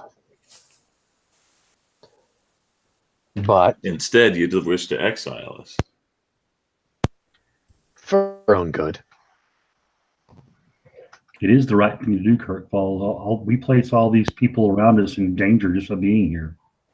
Orin, you placed us all in danger by bringing the stone back, so shrink back in the corner.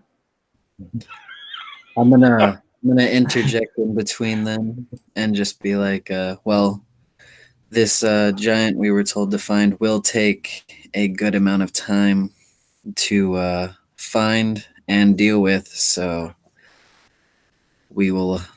I think we should just go Kirkfall and not create a scene for Orin's sense. I nod towards Tone. Thank you.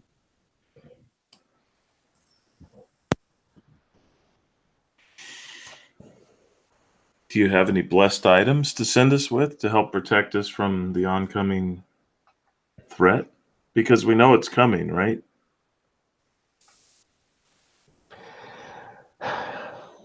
We can assume as such, yes. So you've placed us between you.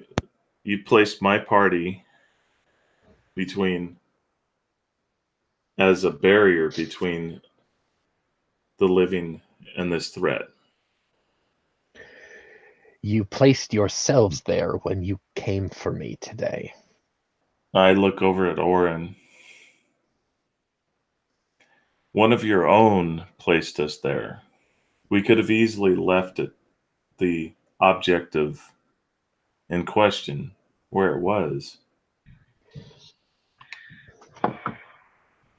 It sounds like a complicated circumstance of, had we left the stone where it was, it would continue to be possibly be put in the hands of somebody who could do great harm. Yeah. So we've actually done a great gift to the people, and especially to that of the monolith. Of course. With that in mind, your instruction is for us to exile ourselves. What better to exile ourselves with blessed weapons or something in the way to help protect the people from the threat that's coming? The longer we survive, the longer we will keep his attention on us and not on other unsuspecting individuals. Now, I am not of the same devout faith as Orin here, but I believe that Yeah. I believe the people should be allowed to live freely. I believe in a free people. And I don't think that the White Lord is of the same mindset. So I'm happy to be the guardian of such in the best way that I can be. But by you telling me that that is my lot, without being a dedicant to your following, do you see my struggle here? He nods. What sort of things would you request on behalf of the church? I believe I already said that. Blessed items. Items that would be useful in our... I mean, I look to the Green Knights and I examine their gear. Aren't they wearing weapons that carry the divine faith that you believe in? Some of them do, some of them don't. But I see your meaning. Gather your things here and meet me back at the temple. I will see what I can dig up for you. He kind of, the corner of his mouth kind of curls up into a smirk, and as he's got something up his sleeve, and you're kind of got this feeling of what are you doing? What are you thinking? And I hold up my three-fingered hands and I say, now, I'm not opposed to helping your faith. You can ask not only, what was the name of the boy that I was helping? You never got his name. You can ask the gentle that was scrubbing the floors even. You can ask Orin here. But dragging me into as an unwilling participant is rather unfair, is all I'm getting at. I understand. Yeah, the other things, I will find what I can. If I can bolster you any more than you already have been. You've done a great service for this place. Excellent. There is but one concern, Your Grace. I'm not allowed in the city. Fair enough. We'll meet at the temple across the yard from the House of the Maiden. It would be beneficial, though, if the Green Knights carried you to make this expedition faster, wouldn't it? Does that sound amenable? The knights have duties in and around the temple. They do not leave for tasks for the city. Then But I'll carry you. I will send a courier to bring you your supplies. Wait here then. I'll send somebody within a couple hours. Okay. At that, I reach out and I actually reach it for a warrior's clasp to Lewin. okay. He does take the your arm with his. Yeah. I have a momentary look of horror on my face as he reaches toward the high priest, and then, okay, bit of relief. I don't know of your ways. This is what I would do. I mean, it's kind of like, the warrior's agreement. We've shook on it. So, Atone, are you in agreement here? Yes, I do think we do need some assistance if this terrible thing comes. All right. For the next 2 hours, what do you guys do after they've left? I suppose hurry up and wait, or sit anxiously. Well, I think it's... Tone. Go ahead. Tone wants to eat something because he hasn't eaten since he threw up last night in the alley. You can absolutely eat in that time. Actually, I think we're all kind of... Did we all exit my room, or did you two just kind of exhale a breath of relief in there? You're fine to. I'm not telling you to leave. As they leave, I of course, once they're all out, I'll look to you and say, I just need to let them, I need to escort them to the front door, then I'll come back. And I kind of slammed the door behind you, and I was like, you, and my hands are kind of like clenching like this. I'm like, talk.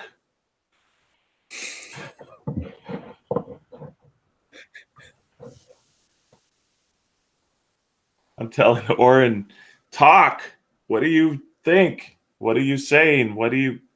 I do understand his insistence that we not endanger the people of this city, because I have a feeling that this White Lord wouldn't mind harming others just to get to us, or even using others to get to us.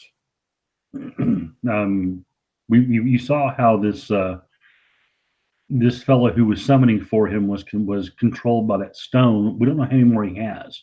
He could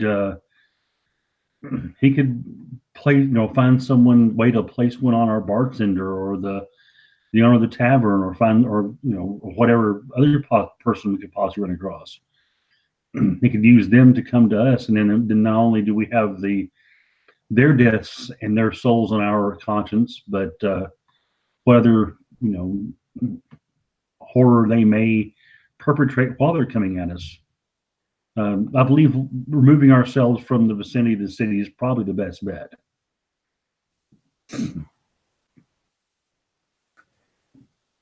But of course, it is all up to you. You know, it is your free will, your choice. This just sucks. You're telling me that I am exiling myself from my hometown.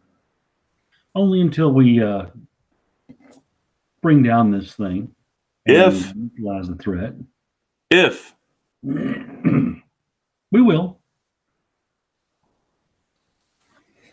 I have that confidence that faith gives one that, you know, that, yeah, it'll all work out eventually.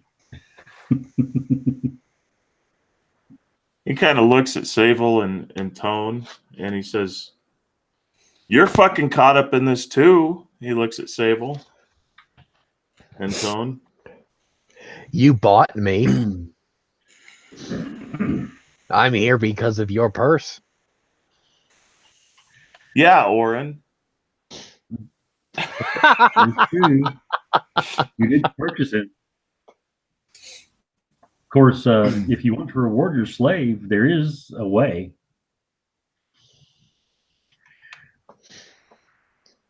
After we complete the task of slaying this giant, we'll have the ability to make 2 people citizens of the city. Of course, we won't be able to use that until the threat's passed, but once it has,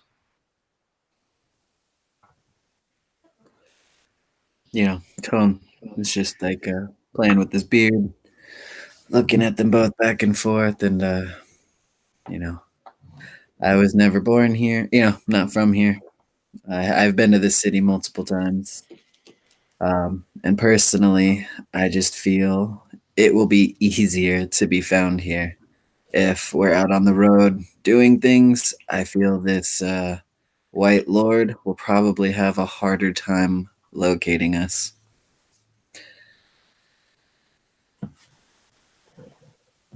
that Than is if we true. were to sit in one spot. Mhm. Yeah.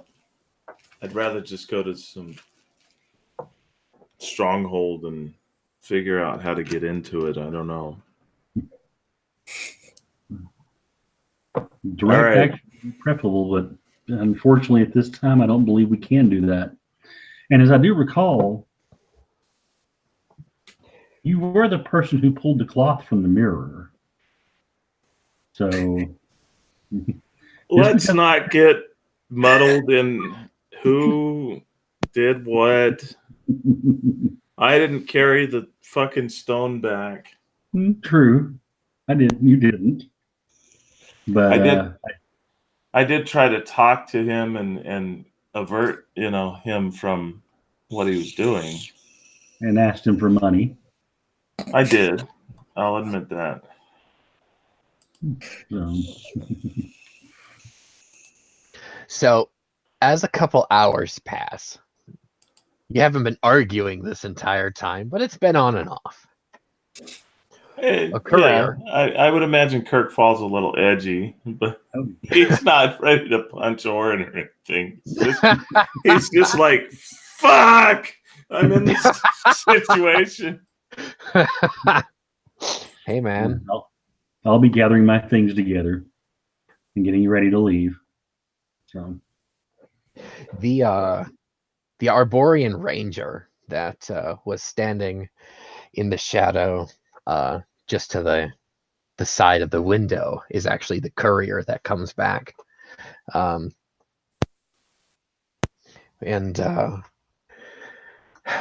he walks up to you guys. You guys are kind of milling about in the courtyard outside the inn.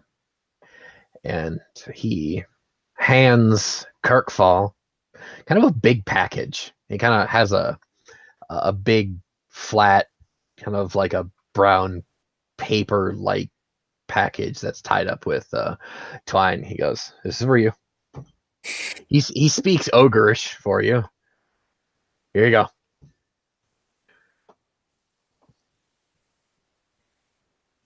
You will find that the high priest has a perceptive eye, and he just winks up at you.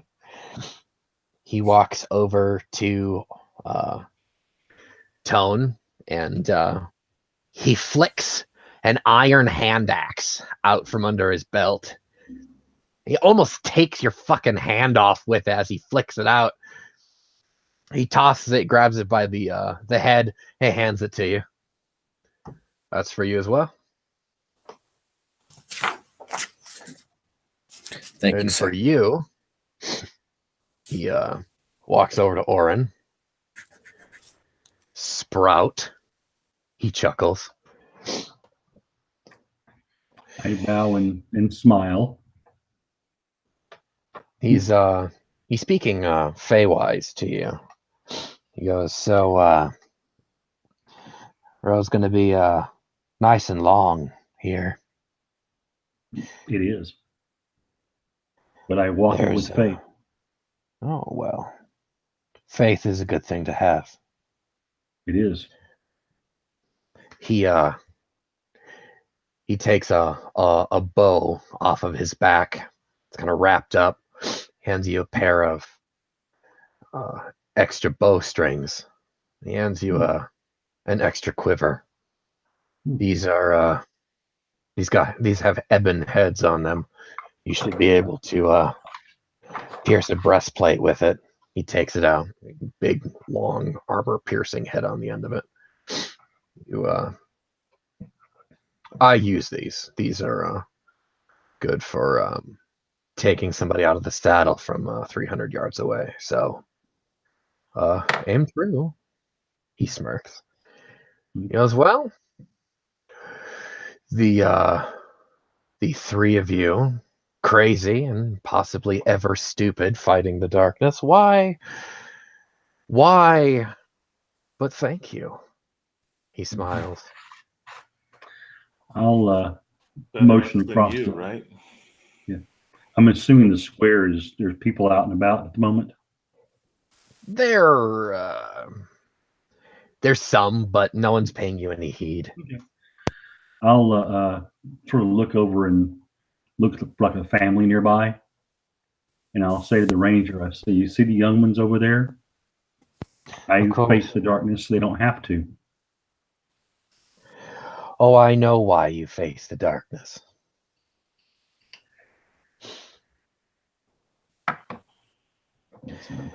If you live long enough, you should visit Arborea in the west in the autumn.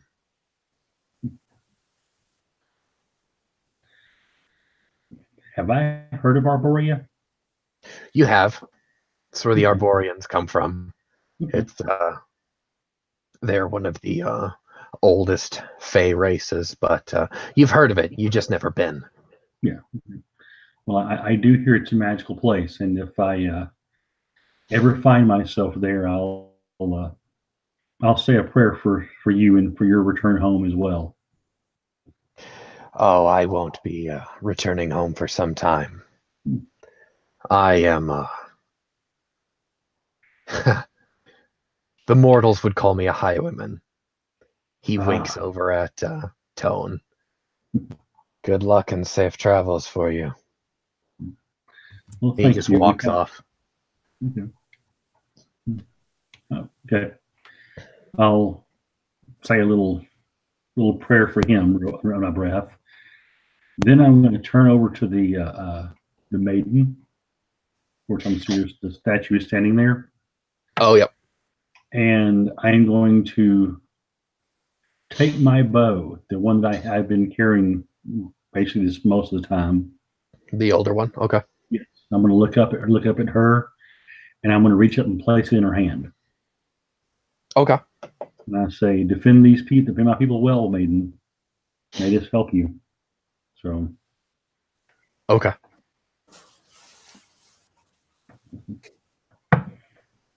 and with that, I'll turn my back to the House of the Dark Maiden and make my way to the edge of town.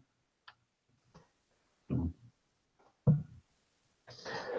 Does Kirkfall open his package? Yes. You'll find a pair of iron kukris in there. Ogre-sized kukris. Perfect. So those are +1, +2. Iron is +1.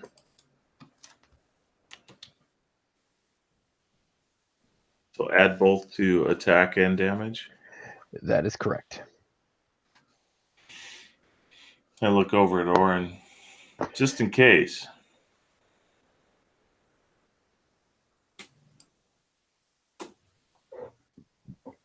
Yes.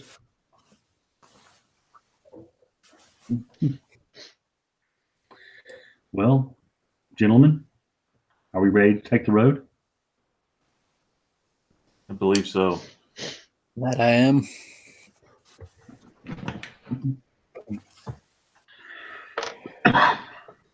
All right. So, the writ that Orin was given by Lord Horwind of the Ebengard tells you to look for the Forest Giant's Trail between the villages of Harkentree and Fernholm, which is roughly 280 miles away. So, you're going to be on the road for some time. And for the sake of narrative, I'm going to say you don't hard march it. You don't push yourselves any more than you absolutely need to. So you will not be taking any damage or exhaustion on this trip. But it does take you 2 chains to actually get out there. So you make it out to the central village on the highway there. It's called Hog's Feet, which 3 guesses what that village's functions are, and the other 2 guesses don't count. This village is about 200 people. About 97% of them are Weldmen. The other 3% are bearded folk. And as you guys actually enter the village, there's a panic. There's people running all over the damn place. There are ladies in the street going, "Oh my gods, what the hell's going on? Oh, the temple!" So what I'm going to need you guys to do is roll your reaction, please. Okay. And that would be All right.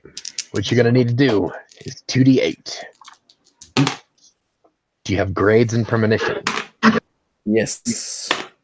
All right. How many grades of premonition? 3. All right. And Tone's cunning modifier is 2. God.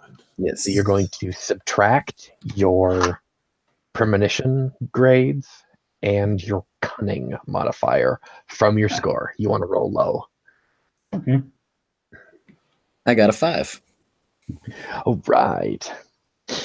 I have a 6. Okay. Well, for Kirkfall, that is a critical fail. Oh, we Oh. needed to roll low. You absolutely need to roll low. Oh, I The thought close- we were rolling 2d8. Yeah, it's reaction. Yeah, you want to roll low. Oh, okay. In this case, you don't need to explode your dice. I didn't know. So Yeah. My bad. You're fine. You're fine. Okay. So Tone got a what for his reaction? 5. 5, and Orin I have a 6. 6, and then Kirkfall.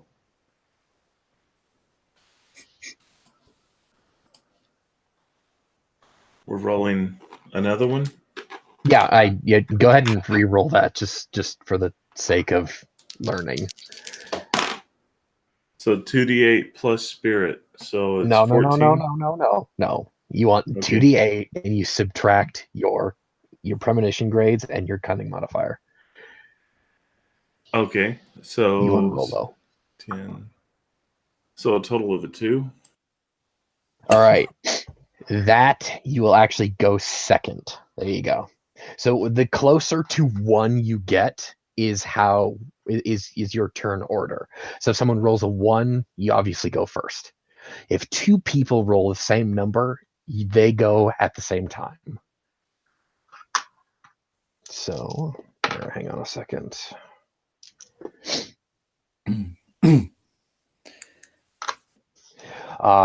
The 3 of you actually charge down the main thoroughfare, which is a kind of a muddy path through these kind of dirt hovels, and you actually see a raiding party of goblins. There's a handful of them trying to ransack the Temple of the Silent Monolith there. What do you do? Kirkfall is the first act. How many of them can we see? From where you guys are, 4. And they don't notice us yet. No, they do not. They have not noticed you. They are tending to other emergencies at this time. And it's a raiding party, so it's an enemy. Of course. I am going Not to... Nagaxkin. They are actual goblins. Okay. I am going to give the signal that I am going to stealth forward and see if I can...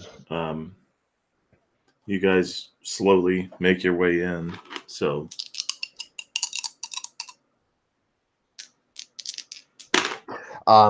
Before you do that, are you sure you actually want to stealth in? This is a pitched battle that's going on right here.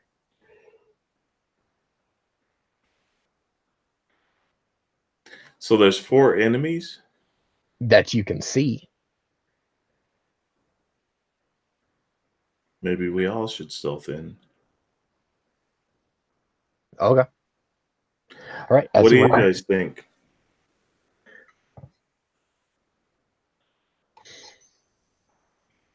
I say we hunt them. Go into like a stealth mode and try to pick them off? That's what I intend to do. I personally think I make a better distraction than a stealther. Then if you want to charge in, I will try to take them out with my bow. Not necessarily going to charge in, but I will get their attention towards me. Give me a couple, like maybe 30 seconds to a minute, and maybe help Seville, my slave, help him get the cart off the road.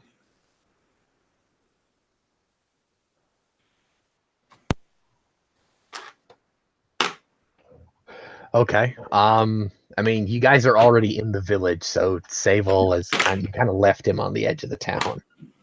Wow. Okay. I am doing very well tonight. So 28 on stealth. Okay. So I begin moving in quickly. Okay. So the goblins are actually going to take their turn, and they're going to continually brutally murder those 4 serfs. You see one of those goblins kind of hack down this poor old lady carrying bread, or trying to run away carrying her bread. What does Tone do? So I'm have my shield and my axe in hand. I guess I will kind of bash the axe on the shield and kind of make some loud noises to try to see if I could get the goblins looking at me while I kind of walk away from the party. Okay. You certainly do get their attention. And the 4 that you see actually do bum rush you. Okay. One of them is actually going to get in range here. Go ahead and make a defense roll, please.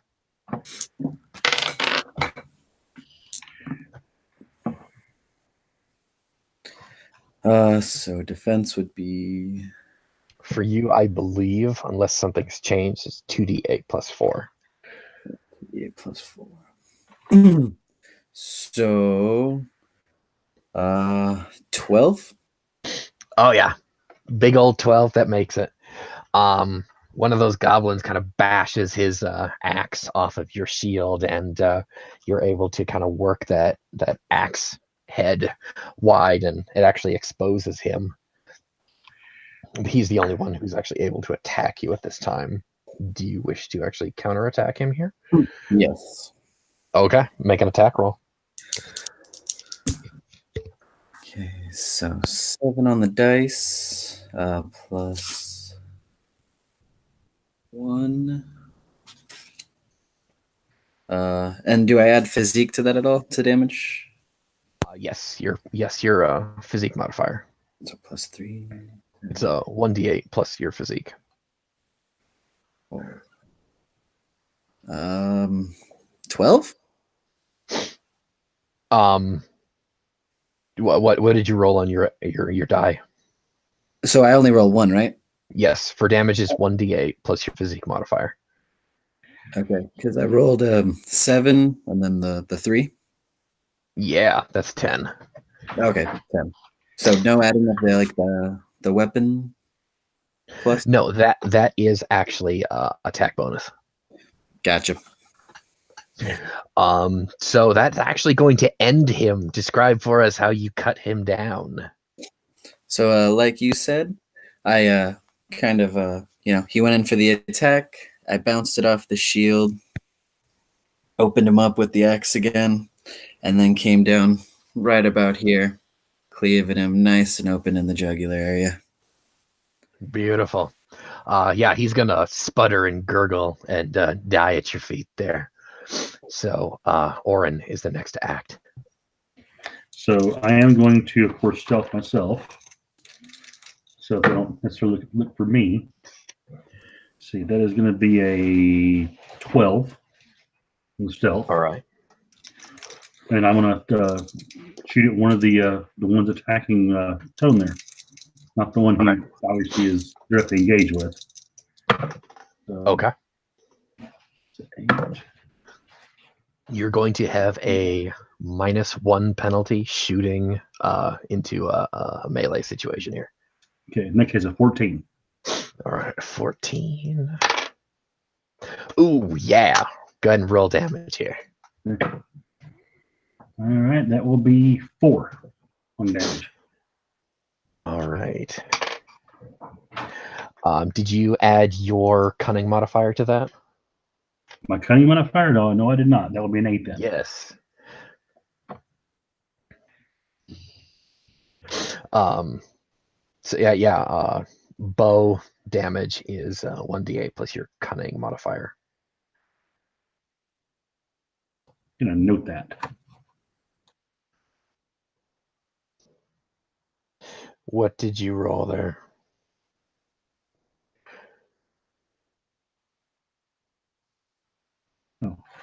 Oh, my total is an 8. All right. That is actually going to cut him down as well. Describe for us how you end him. I time my shot just right, so as the goblin charges forward towards Tone and raises his arm, I aim for the gap just under his underarm and feather him there, putting a shot directly into his heart. Fantastic. Yeah, he is wearing a leather hauberk, so you're able to find that gap there, and he crumples down into the mud there, lifeless. The other 2 goblins are actually going to come upon Tone, and the first attack with a crude bronze short sword is not going to actually make it through, and the second one is a big ol' 11. Go ahead and roll for defense, please. The first attack, I'm not going to make you roll for that one because that was a big ol' 4. Okay, so and then defense is It's 2d8. For you, it's 2d8 plus 4. 2d8 plus 4.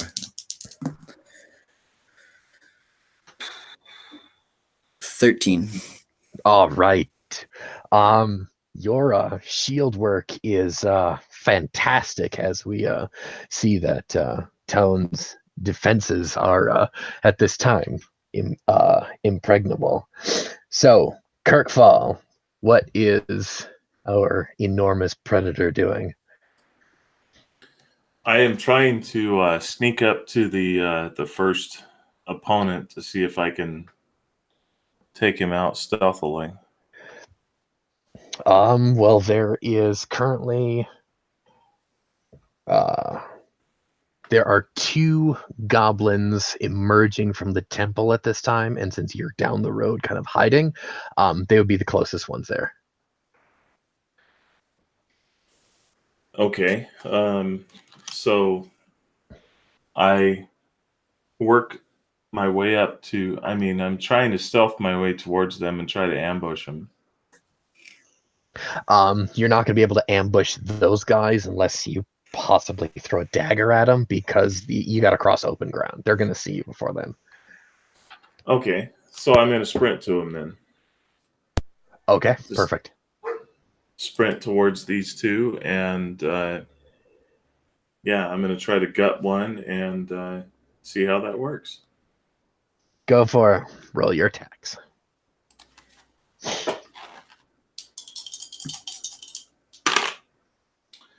So that's 10. What is the bonus to that? It's a +1 attack. My blades, right? Short blades. So 14. So a total of 15 for the first attack.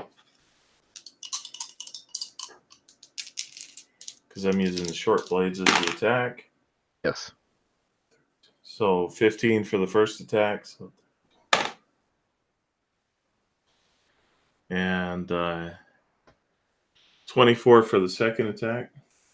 Okay, yeah, you're going to cut both of them down. Go ahead and describe that for us here. All right, so as I'd come running up, I would imagine that there's this, is it a ramp or a staircase? It's there's 4 steps. Okay, so as I come running up, I kind of take my kukri and just kind of looking at the iron blade of the first one, I kind of watch it as it guts into the belly and into the chest, the rib cage of the first one. And I've kind of roll it back and throw him down the stairs. As I'm continuing up the stairs, and the second one, I just kind of raise my arm up and literally just hack down at this diminutive frame, because these goblins are typical, right? They're shorter than us. Yeah, they're goblins of Arclenar are actually the same size as bearded folk, but they're more rotund. They're essentially fat toad people. Okay. So familiar with, as stated before, I have, or between you and I have had familiarity and playful understanding of bearded folk. So I've wrestled with them and so on. So I know their frames, and I step up just in line to crest the neck and basically cut him across, so it literally cuts the neck and the like right arm of the other one, and turn around and kind of flick the blood from the blade as I survey the scene. Yeah, these I'm not going to make you roll damage for that, because that carnage is thorough and brutal. You guys do not see any more combatants at this time, and the sounds of battle kind of dissipate off on what you assume is the north end of town. If Kirkfall actually peeks around the church at this time, you will actually see a group of militiamen actually beat back a shield wall of goblins, as that the goblin line kind of dissolves and they run off into the hills there. At that point, combat is actually finished at this time.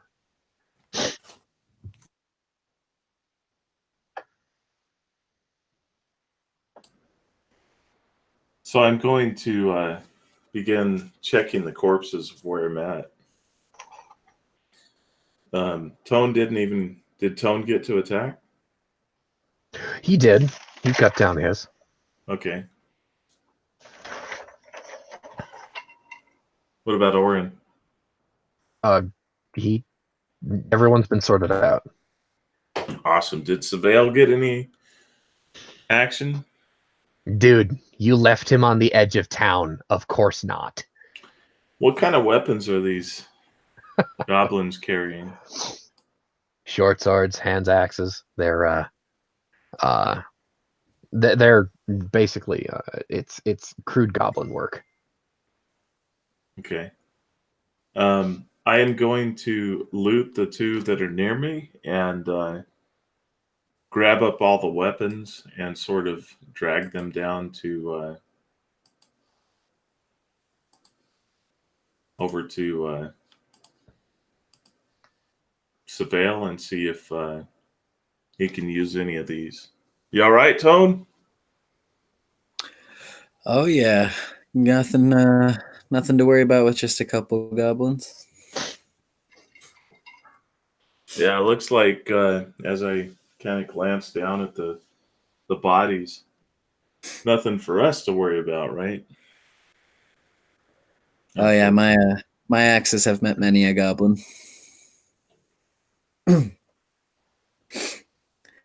But we should check to make sure that the people here, together, probably help them gather themselves out. A raiding party is intense to recover from.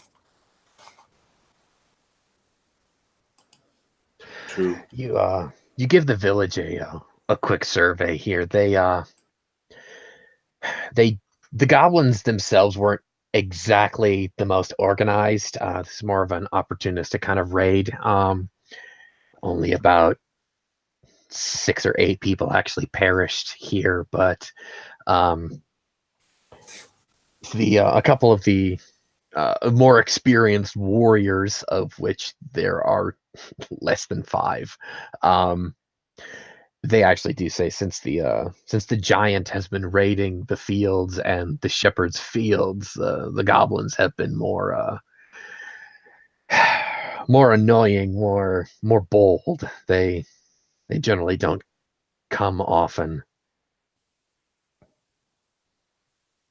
This has been happening. It used to happen like maybe once a month, once every 2 months, but now it's once every chain, it seems like. Then we should chase them into the woods. If you guys plan on helping, you should get rid of that damn giant. I was just about to turn to the guy and ask, so have you heard any recent things about the giant?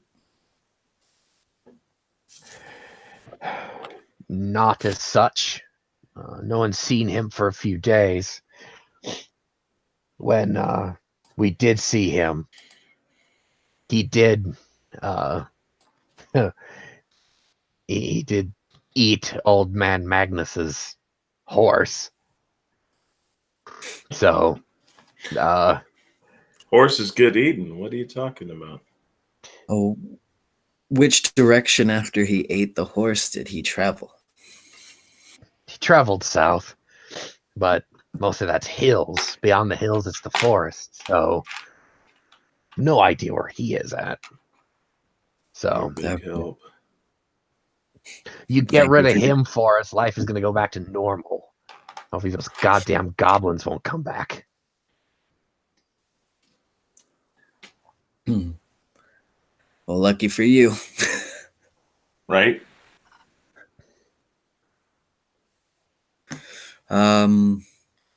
So now that things have settled down, are the people like getting back to their normal goes in the town?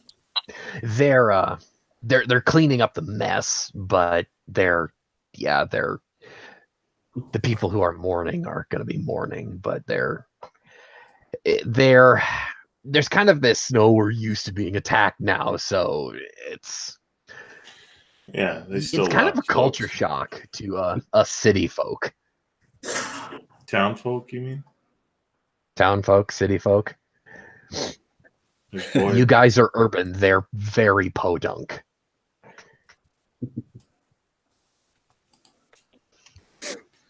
Well, Welcome back, Keith. Yeah, thank you. Sorry about that. My router decided to die on me apparently, so Oh, literally it's just gone apparently. So I get to call my cable tomorrow. So I'm gonna put my phone for the rest of the night. So okay. if you reset the router, yeah, I tried. It won't even come on. So all right. yeah, it just fried. Oh, jeez. Okay. It's more temperate weather here in Arizona. Just saying. Anyway, um,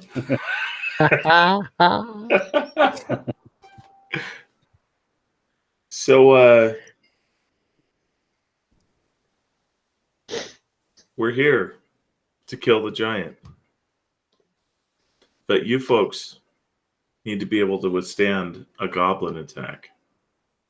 Yeah, we can handle that. You just get the fuck out of here and take care of that goddamn giant. Okay. Wow. I think Toad's probably They are laughing so too. It's, fucking sick and tired of. He goes, "Let me explain something to you, ogre. They fucking took the statue on our temple. That's what is that this cunt one did. person or No, the giant. no? I mean, one person is bitching my ass out. Yes. I walk straight over to him and I just backhand him. I mean, more, subdual damage than anything, but I just fucking backhand him. Like, Well, you knocked a 45-year-old man on his ass. I'm happy with that. I don't expect him to bow down to us, but at the same time, fucking mouth off to us because we're here to help. Who's next? If I could do a southern accent, it would actually it would fit him more perfectly. Who's Like next? you saying something about Southern folk? Right. Not your kind of southern folk, Keith. Oh, that'd be worse. Who's next in line of being in charge? Him. Who's him? The one you knocked on his ass. Right. they have Who's past him, dumbass? No. Just him. Do they have a That is priest the here in town? wounded village elder. Yeah, do they have a priest in town? No. Oh, so I want to go. He got 8. Oh, he got 8. Wonderful. I want to go clean up the temple then. Make sure it's in proper order. I'll let Kirkfall deal with the politics. So It's not. It's half burned down. So that's okay. I mean, it's not going to. Yeah, you're right. It's not going to be taken care of quickly, but I'm at least going to make sure there's a spot inside where someone can go in and pray if they need to, even if it's just literally inside the door or next to it. And I'm going to look. I'm going to look around and see if there's anyone other than. Actually, is there an older lady nearby? no. No, not at all, huh? Just this guy, huh? Yeah, they're like I said, it is a podunk pig farm is what it is. Okay. You guys are farmers, right? You got shovels? You got shovels. All right. So I'm going to pick up this guy by the back of his tunic and just start dragging him. I need you guys to pick up all your shovels, and all the able-bodied people in this town need to start digging a trench around this town right now. Yeah, we will deal with that when the giant has been taken care of. Yeah, so I'm gonna chime in and mention that the guy did mention south, so we should probably head that way towards the forest. Leave these people to handled their own for now. They were doing okay till we got here. Before They we got don't here. look like it. And I throw the guy on the ground. I say, "You need to dig a trench. It'll help keep the goblins out, at the very least. Or you can just stand out there with your throat splayed open so that you can be taken."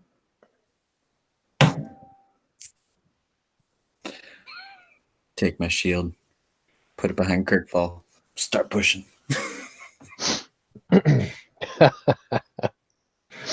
All right, guys.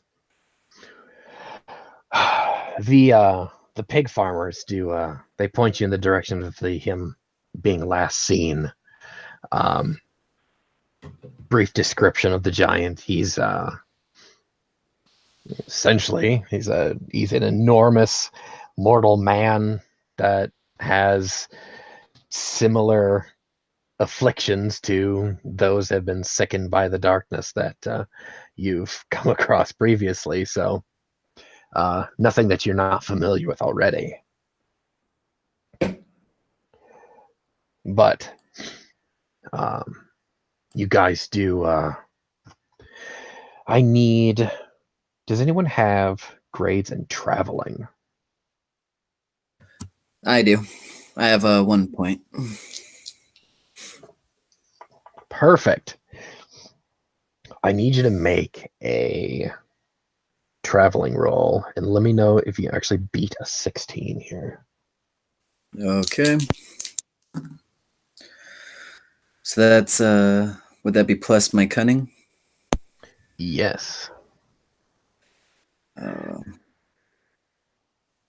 No, I only got to 11. Oh, damn. Okay. All right. It actually takes you a few days to actually travel south to get to the woodlands there. Like described previously, the land between the hamlet and the woods is simply loping hills, about hip deep grass. It's kind of a boring trek to actually get out there, but once you're actually on the edge of the forest there, I need actually Orin specifically to make an occult insight roll. Okay. It is going to be a 16. Oh, well done. Okay. There is a kind of a twinge. It's like almost a twinge of fear, a kind of a stink of the darkness that's on the edge of the woods here, and beyond a shadow of a doubt, you do know that you guys are on the right path. I'll let them know that there's definitely shadow here, and I'm going to start looking for tracks, like large footprints or whatnot. That'd be a wilderness lore, right? Yeah, go for wilderness lore.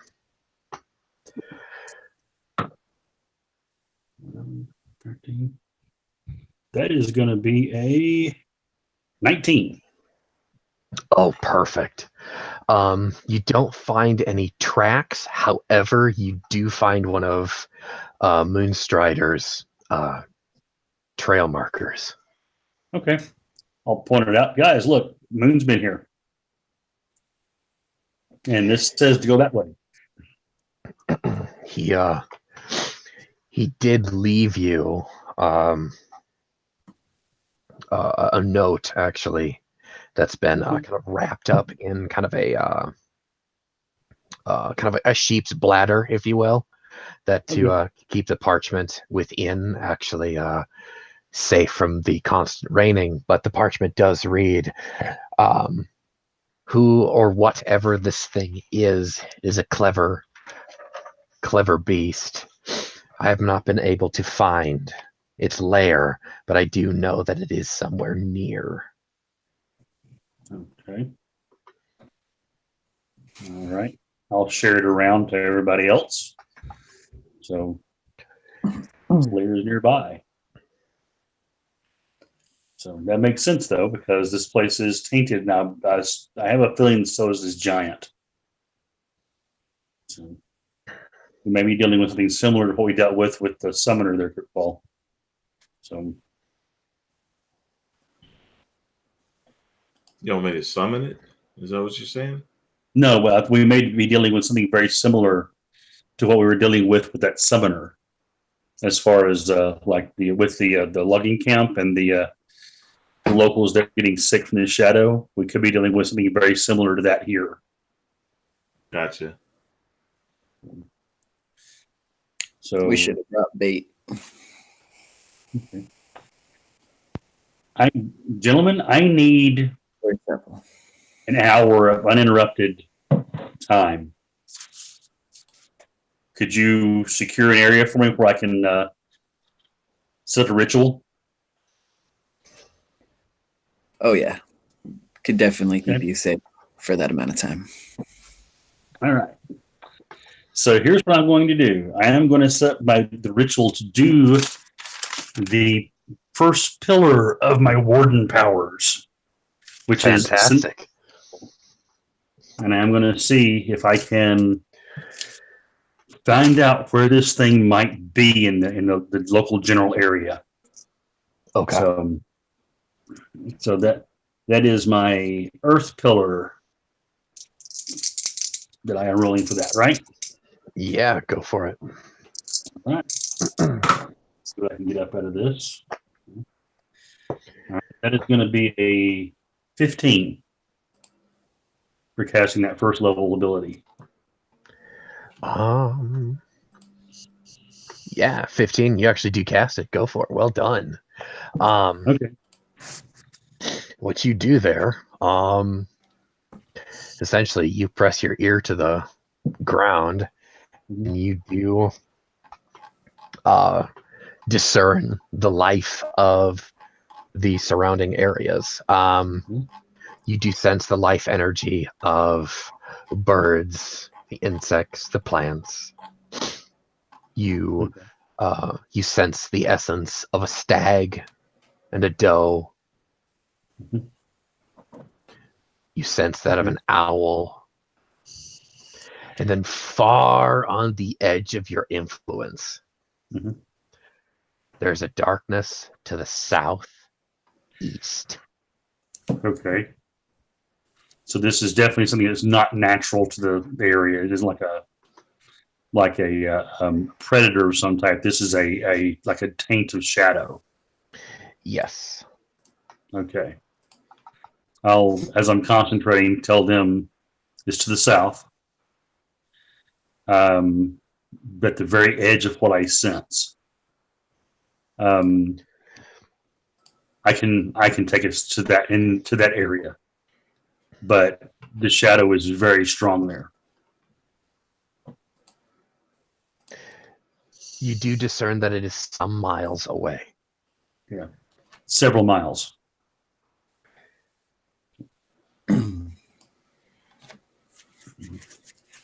Would we be able to reasonably get there by nightfall or before nightfall? Yes, you'll be able to get there before nightfall, but it'd be getting close to dusk. Okay. Perfect. Yeah, so I'll convey that as well. So yes, it'll be just at sundown. We should arrive there, and well, at least for myself and Kirkfall, that actually helps us. I'm not sure how you do well. How you do in the Darkness Stone? I think with it being such a big opponent, we don't really got to worry about visibility. That's true. The fact that it could be used to our advantage if he can't keep a sight on us. Then yes, we should go there and deal with this thing. So follow me, Dylan, and I'll start leading them that way. So, or I should say what I think is that way. Right. Perfect. As stated, it does take you a couple hours to actually get to that area that you did sense. You find yourself on the edge of a ravine that has two heavily wooded hills on the north, kind of the northern curve of this ravine. Um, Mostly shrouded by oak and pine trees, all of which is being choked by some vine-like plant, possibly as a weed of the region, kind of like a creeping Charlie, but without the flowers. But what I'm going to need is an awareness roll from everybody once you actually get here.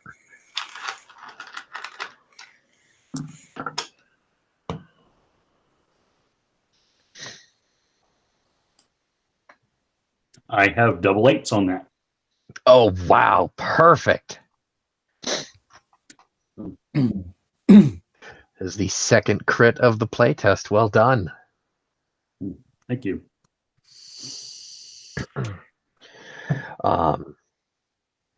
What did everyone else get here?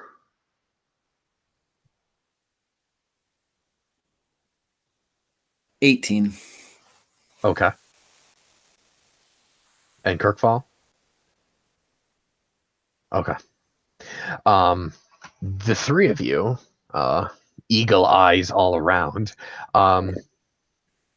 you find a dank yet tidy opening in kind of like on the underside of one of these wooded hills. The cave opening is shrouded by vines and evergreen boughs. The opening is almost perfectly concealed in a fashion where it was deliberately molded to shroud this cave opening using the light of the sun coming through the trees and also the darkness cast by other trees. So like the position of the sun makes the doorway invisible, which is surprising to you.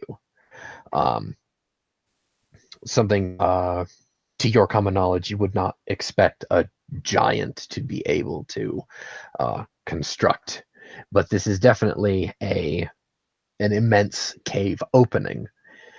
I need Orin to make a light test, spirit-based roll, please. Spirit roll.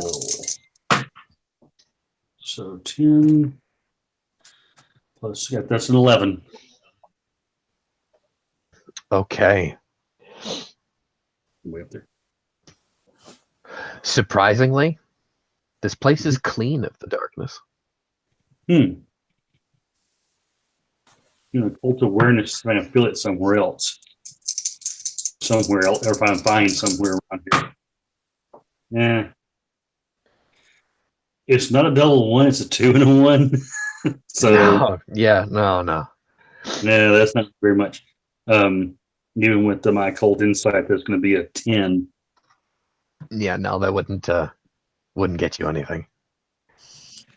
Yeah. So yeah, I'm looking around, sort of confused. I felt it here somewhere.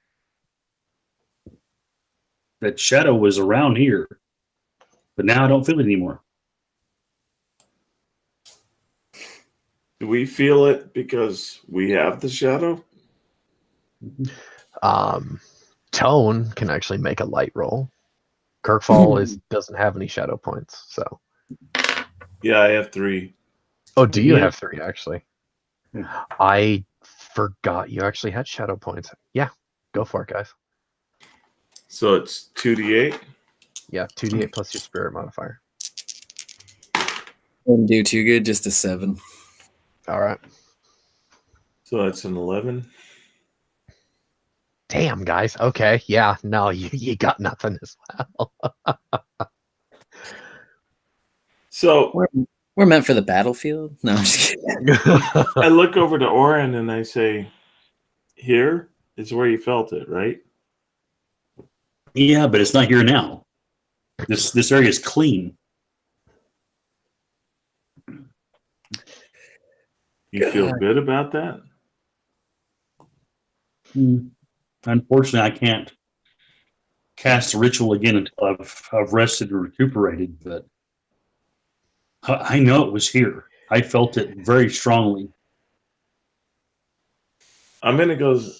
Hold on a minute. You guys crouch down and just rest for a minute, and I'm going to scout. Where are you going?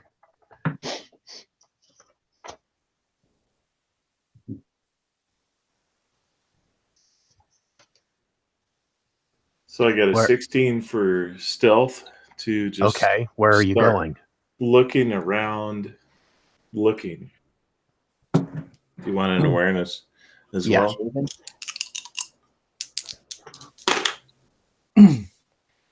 14.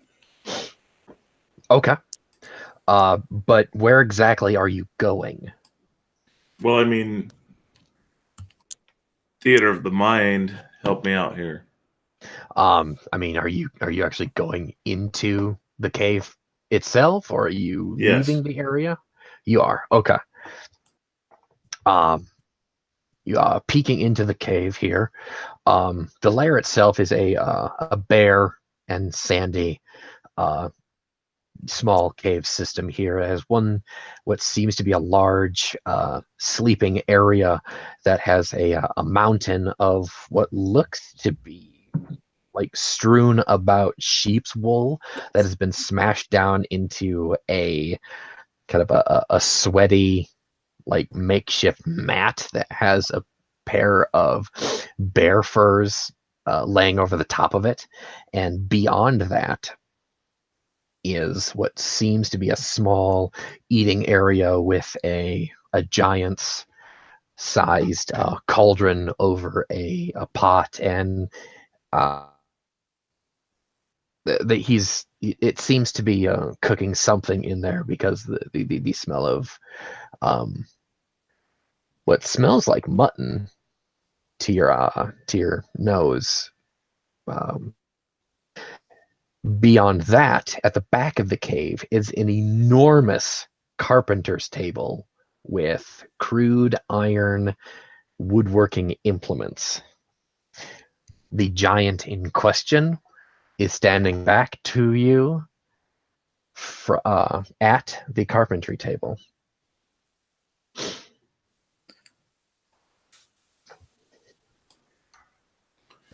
So is my stealth high enough to get a bowl of stew and bring it out? Really? Yes, really. I suppose if you want. Yeah, so Kirkfall comes walking out with a bowl of stew. It's kind of crude, but he's in there. You fucked up, Orin. Did you see a statue in there anywhere? Oh my god. The giant's in there. Well, the giant's what we're looking for, isn't it? Yes. So then I led you right to his lair, right? Yeah. So you did well. So, yeah. Sometimes I wonder if your ogre language and my Feywild language may use different words for different things. It does. He did well. Kirkfall able to notice if the giant looked afflicted from what he saw? Not with his back to you. Okay. Aside from the fact that he's pale like the two of you are, but that might just be him. You guys have never seen a giant before. True.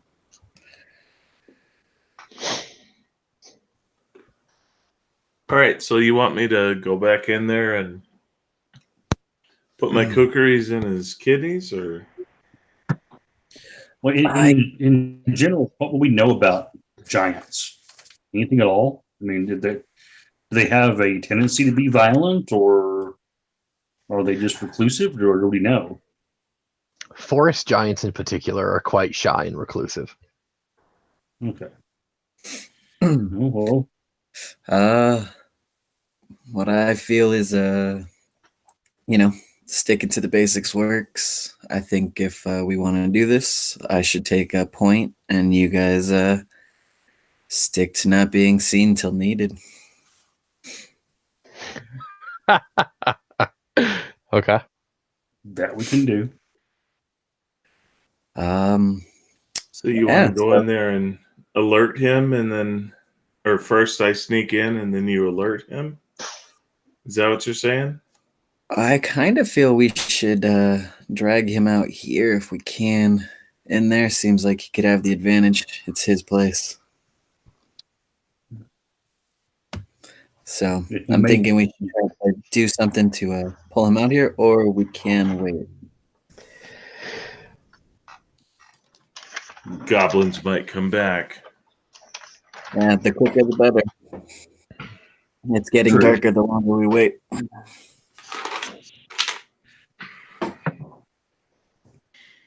Yeah, there's still a tiny little bit of sun left, right?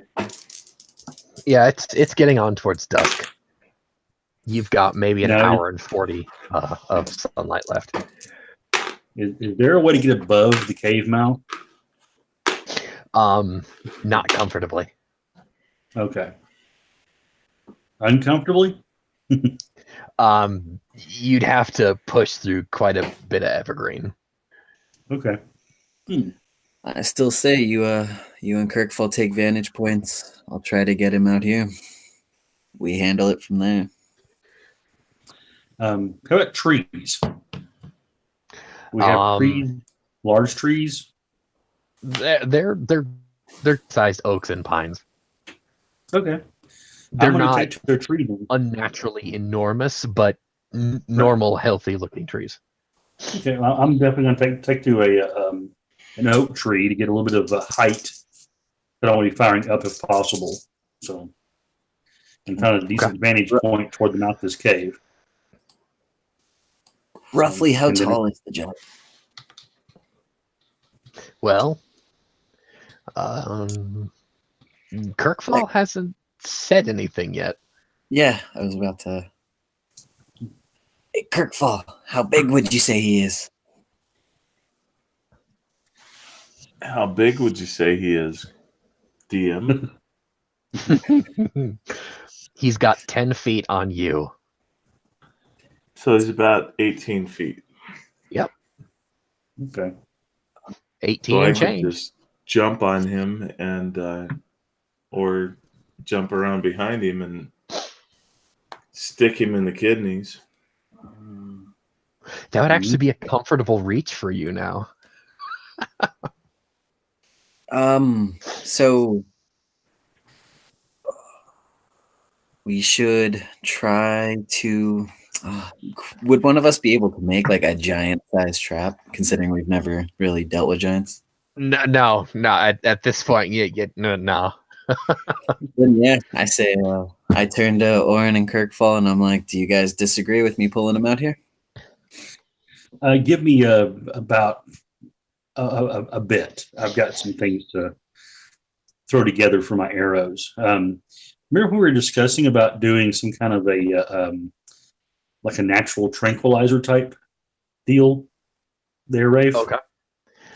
Um, You guys I didn't think- pick up anything in town. I don't remember. Did you?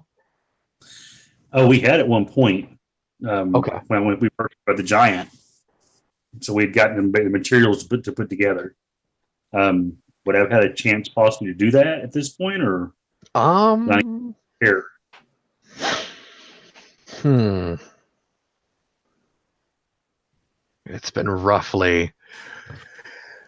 It's been a couple chains actually. So you probably go ahead and make an apothecary roll for me. Okay. And what are you trying to? Are you trying to make a trank of some kind? Yeah. or- Basically, so something that if I were to throw into his put it on arrow, it might actually slow him down a little bit. 6, 4, 6, 10. Okay. Where is apothecary? That's an 18. Actually, would this be considered a poison? Technically, yes. Okay, so that'd be 20. Okay. Go ahead and use your shadow sickness there to get that advantage. Yeah. Oh yeah, yeah. So Okay, yeah. I'll say you can actually make a couple doses of it. okay, I mean, in the so past several weeks, you're not doing it right now. right, yeah, that's what I was. Yeah, so I'll pull that out where I have that and start coating arrows. And do I have enough to say pass over to the guys and coat their weapons with it as well? No. I will say no Okay. to that, actually. What about the moon glove? You guys did not mention the moon glove until now, and I will say that in the realm of poisoncraft, not even Orin has the knowledge to actually be able to process that properly without killing himself. Well, I do have apothecary, and I am trained in it. I have a poison kit. How many grades? Apothecary? Yes. 4 is my total. You 2 actually ranks. need 8. You need 8 for moon glove. Oh, okay. So I can't just wrap it around my blade and stick it in him? No, that's it. It doesn't actually work like that. Oh, okay. Okay. I didn't picture that. No, you're good. There's a flower on my sword. Right? No, just like medicine, you have to prepare it and boil it. So Hopefully this- Tone is slow. going to draw him out, and we're going to pounce on him? Sounds good to me.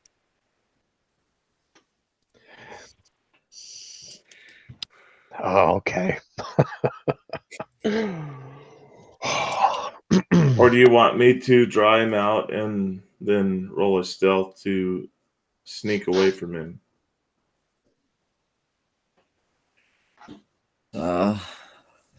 See, What no would make point. you feel more comfortable? I feel more comfortable if he doesn't know you two are here. Okay, Okay. then I'll Oh, I'll yeah. Tone take is my pair definitely of, must have hurt. yeah. So I'll take my pair of arrows then and climb a tree, one of the oaks, and get myself into position where I'm sort of hidden against the bowl. And I can do a stealth for that if you like. Go for it.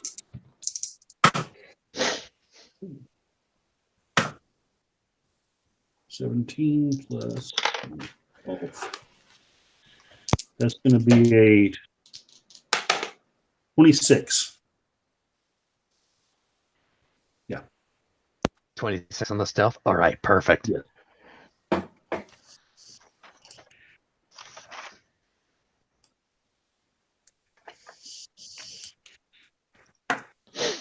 All right. Right. What exactly are you guys doing? Tell me in your minds what your plan is. Well, I distract, they hit hard. All right. And just for clarification, Tone is actually going in to get him. Probably, like to the mouth of the cave and then do my good old fashioned bash on the shield and yell at people. Oh, okay. Or to have himself be got. Excuse me. Sorry. I do have faith in you guys. You guys will be fine. oh yeah. Hey, it might hurt, but that's the whole point. Right? Just to be sure, I'm in a stealth into the cave.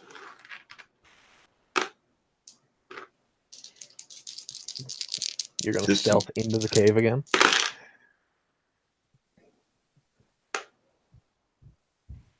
So it's a 22 to stealth back into the cave and then wait for Tone to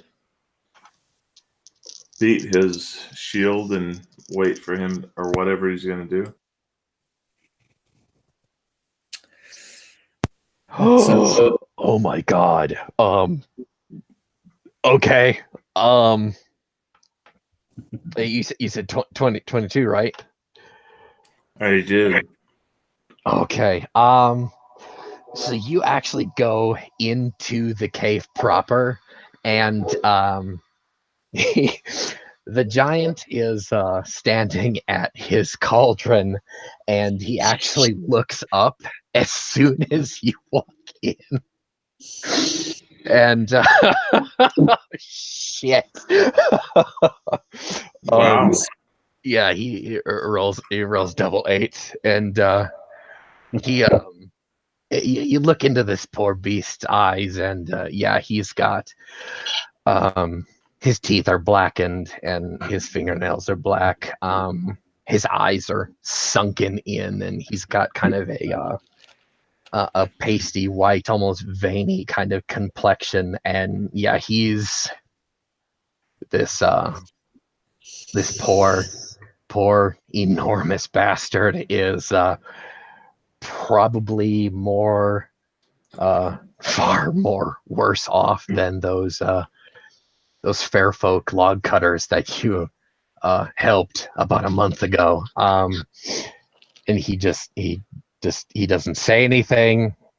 He just grumbles, leans down to pick up his You need some help. I can see that from your appearance. he actually coughs. And you Some actually kindness. see, yeah, You don't feel good. and he just shakes his head, like he's understanding you, but he shakes his head in response to, now I'm like he's empathizing. He's not okay. Yeah, you need to put your weapons down.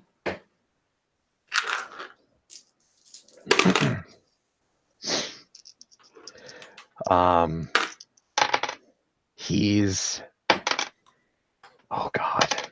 Okay. You're rolling well. Yeah.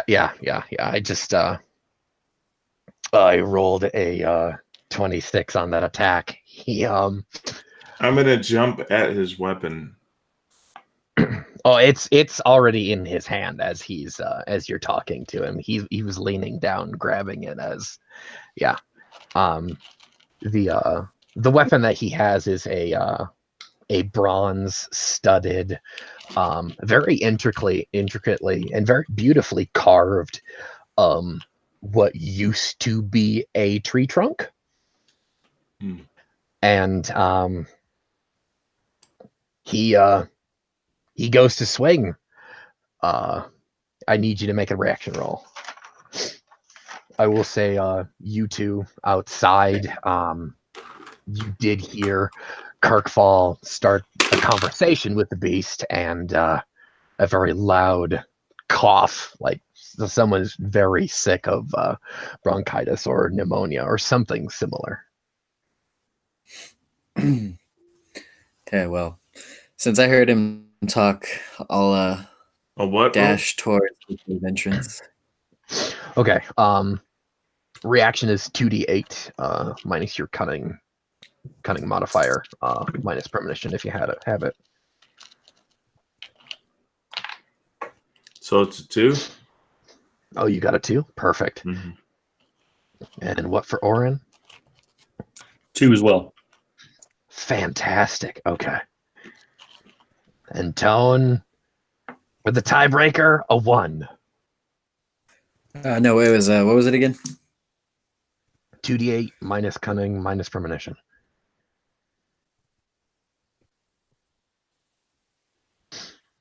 I got 8.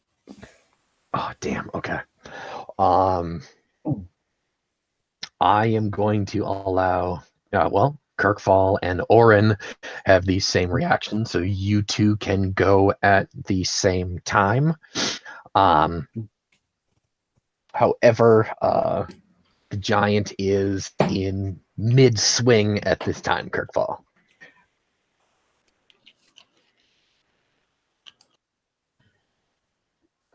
Jump out the way. Run outside.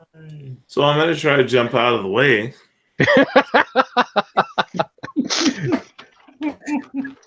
Thanks, Steve.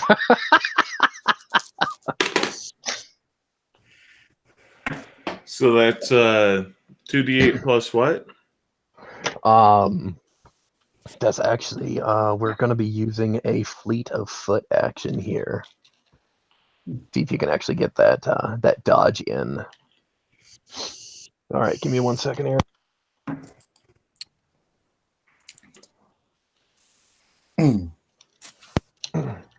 All right, what I'm going to need you to do is I need you to roll 2d8 and then subtract your cunning modifier. And if you have grades in reflexes, go ahead and subtract that further.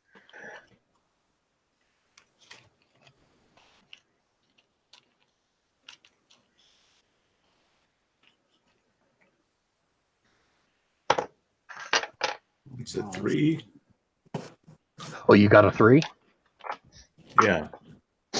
All right. Yeah, you're able to actually dodge that that tree trunk club coming in, and those of you outside the cave, you hear this shabam actually come down into the sand and stone, and it actually rocks the ground underneath you.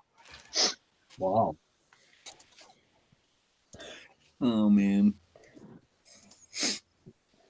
All right, what is Orin doing for his turn? Well, in that case, I'm going to be running toward the cave mouth. At this point, I'm gonna run towards the cave mouth, and I'm going to stop probably about 20 feet away. Okay. Because I mean, me running inside there isn't really going to do me any good. And I hope Kirkpaul will remember what the plan was. Gods, we hope so. If he's not ogre paced. And then I'll wait to see if the giant comes out.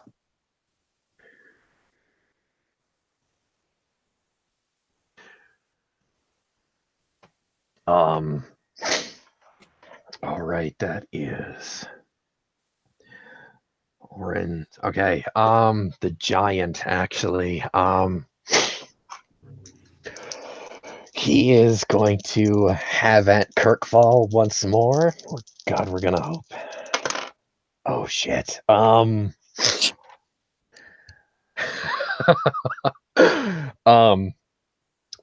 need Kirkfall to make a defense roll, please. It's doable, however. It's doable. I need you to break a 14. Yeah, I had an 8 explode, so that's a 16 plus Oh, whatever whew. we're modifying. Okay. Yeah. Again, those of you outside the cave hear and feel a shabam on the floor, and it does. Like I said, it rocks the cave. This isn't how it has to go. Your life doesn't have to end. I'm still talking. It is. Tone is next to act. Well, I was already running up, so I imagine at the mouth of this, I see this all going on, and I'm gonna like holler at it and do my good old shield bashing like I was gonna. See if I can get him focused on me. Okay. You actually are able to move up and attack him at this point if you so choose. Then, yeah, if that's a good way of getting him attention. Get him! Let's do it. Lay on, brother. 3. So it's 1 plus my physique. You are attack him first. It's 2d8 plus your plus weapon grades plus physique modifier. 7. 12. All right, 12. Ooh, actually, in this case, he actually steps out of the way. He doesn't see you just yet, but he steps forward as that axe comes down, so your axe just catches air. Okay. Um, so it is Oren's and Kirkfall's turn. Again, you guys are going to be going simultaneously. Go, Oren.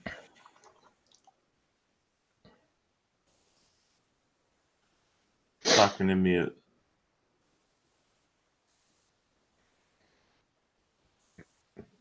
You're talking to mute. Hey, Keith, you're muted. Sorry, no icon on the phone. So yeah, I'll basically say shoot or whatever, blast it, and run up to the entrance to the cave so I can see in. And Okay. as soon as I get you see that giant trying to have at Kirkfall. okay, I'm going to loose one of my prepared arrows at it then. All right, go for attack. Oh, Jesus. Oh, fuck. I can probably tell you I missed. I got a total of 14. Change the die. Yeah. Yeah. 3, 8, 8, I 3. heard all Oh, damn it. I heard all the dice rolling in.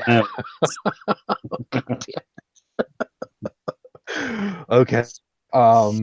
That arrow misses the mark and thunks into the back wall there. Kirkfall, what's he up to?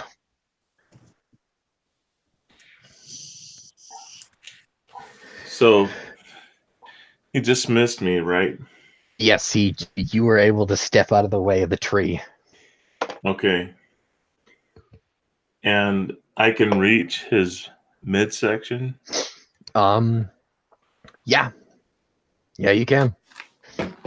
So I am going to attempt, since it doesn't appear that he's willing to talk. So I have 2 kukris. Roll for both So- attacks there, man. Yeah. So that is a total of short blades. So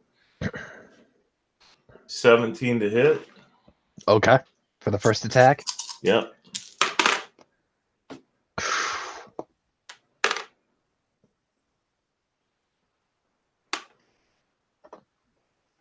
And 13 on the second one. Okay, hang on here. I'm trying to step around behind him to make him keep moving. Okay. You do connect on the second attack. Go ahead and describe what you're trying to do there. Are you trying to? It's not a called shot or anything, correct? Right. I'm just trying to Oh. stab him in the back and trying to pull him, get him pissed off to move towards the entrance, because I've realized that our ruse is up and I'm trying to move him towards the entrance. Okay. Go ahead and roll damage there. Kukris do how much? 1d8 plus your physique modifier, and because it's an iron weapon, plus 1 damage.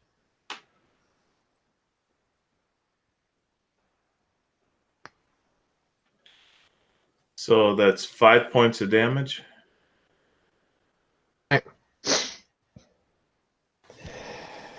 First blood to the ogre.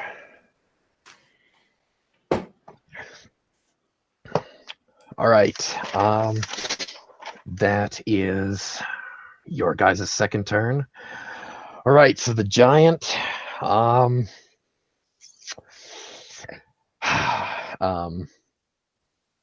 nearest and most important threat is Kirkfall. He's going to go and try and have at you again.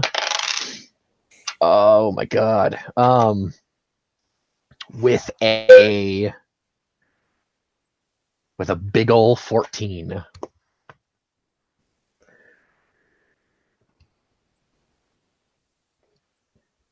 Shabam!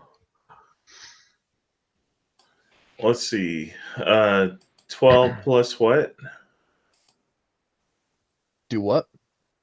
What are we defending with? It's 2d8 plus your evasion bonus plus your cunning modifier. What's my evasion? How many grades of reflexes do you have? +1, so 13. Okay. Okay, so he looks like he beat you by 1 point. Oh god damn it.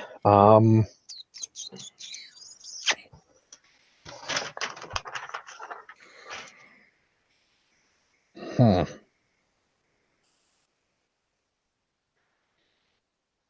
Is it more than 19? What's that? Is it more than 19? Yeah, he beat you by 1 point there. Actually, oh, excuse me.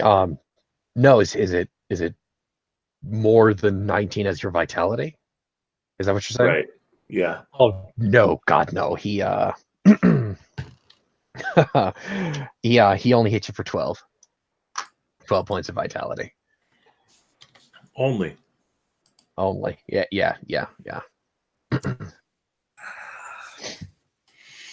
And what kind of armor is he actually wearing? You're wearing a leather hauberk or fur? Furs and leather. So yeah, you subtract 1 point to that because of your armor. Okay. Hit him. Hit him. All right. Help is appreciated.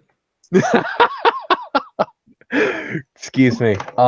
So yeah, he hauls off and brings that tree across, and I think Kirkfall has the presence of mind to actually be able to attempt to get out of the way so it doesn't like completely shatter his spine. So it's gonna hit him, and I need him to make a straight physique roll. I want to make sure he doesn't fly across the cave. Yeah, 15. Oh yeah. You don't go flying, but you're pretty winded now. Okay. It is Tone's turn.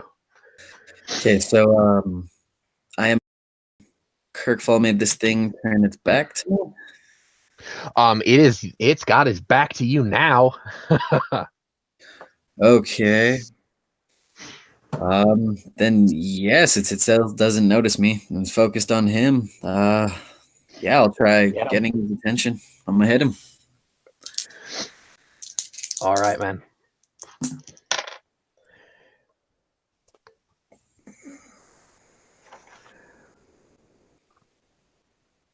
$16. You your axe connects. Roll damage.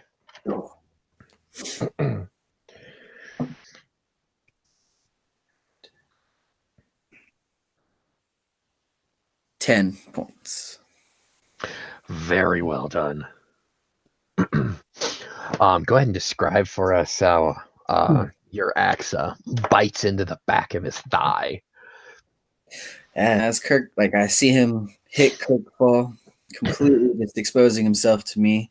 I come up with my axe very nicely, and I kind of go more towards the lower of his thigh, just slice him good, trying to get him to be as immobile as possible with the hit. Hopefully. Well done. Well done. All right, back to the top of the round here. It is Orin and Kirkfall's reaction. Go for it. We'll try to put an arrow in him again. Awesome. Well, better is Nice. 17 plus. That is going to be a 23.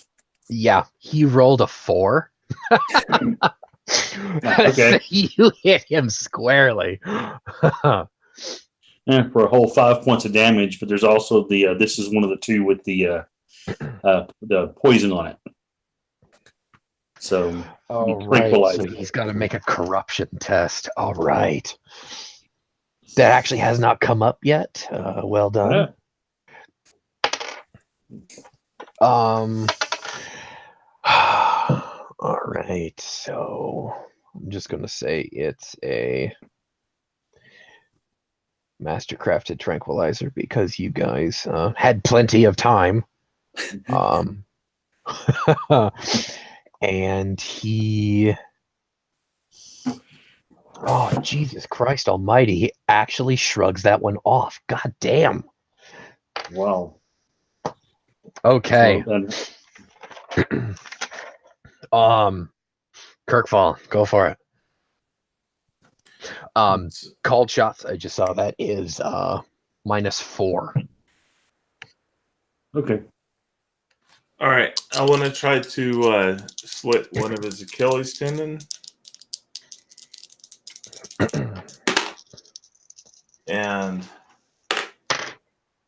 Oh my god, okay. so that's a total of 25 because I had 2 explosions. Oh, did you? Oh shit, I rolled 88 again. God damn it. 88? Double eights. So does that mean he evaded or? Yeah, he saw that shit and he stepped the hell out of the way. Oh, okay. So the second shot.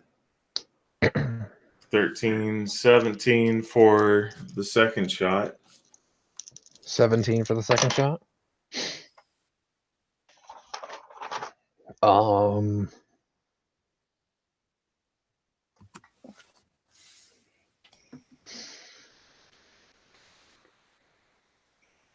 Yeah.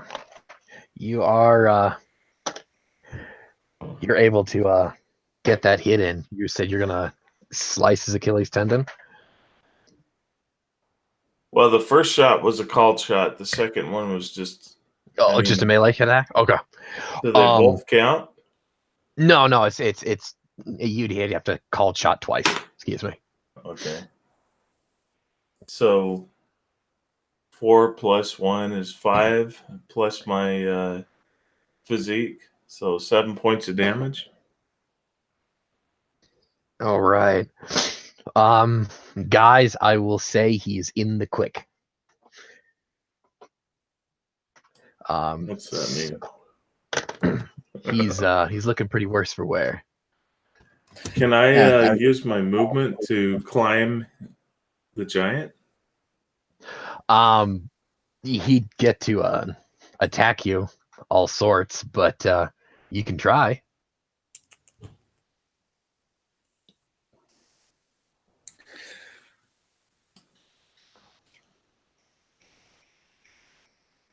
But you'd have to do that on your next turn because you've already attacked. Yeah, I keep circling him. Okay. All right. So the giant is because you've dug into that soft that soft back of his thigh. He's gonna have that tone here.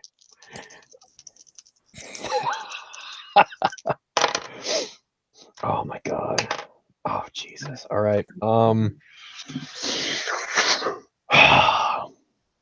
gotta make a break a 16, man. And that would be Defense. Yeah. Yeah, 17. Wait, you beat him? Oh, fantastic. Yeah, I got 17. Well done. Gonna describe for us how you narrowly get out of the way. So, I hit him in the back of the leg with the axe. He does off this roar, swings around, and I just step in to his foot, closer to him, so that his arm kind of like swings over me as he just misses. So I'm inside of it, really close to him, like pretty much like right up against his leg. Okay. You got to get on the inside of that swing. Yeah, standing like pretty much underneath him. Okay, perfect. Jack the Giant Killer style. There we go. And then I figured. You froze on me there, Steve. What's that? Oh, is it my turn to counterattack now? No, not yet. Oh, but oh wait, actually, it was the Giants' turn. Yes, I'm sorry, I almost skipped you. Yes, go for it. Get him. Yep, I'm gonna go for that same spot pretty much.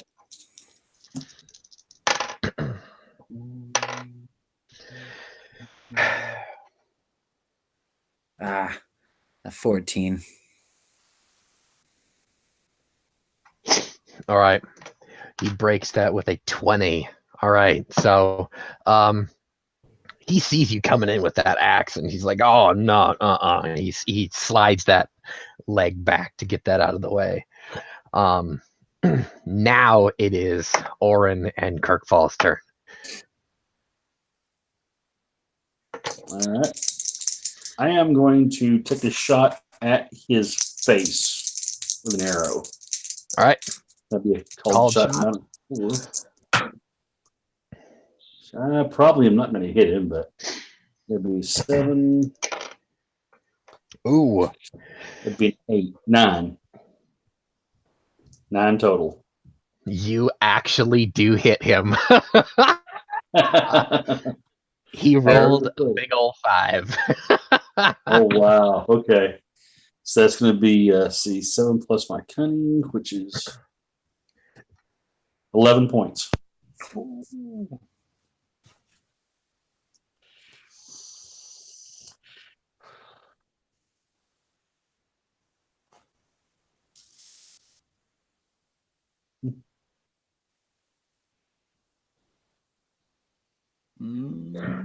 Still there?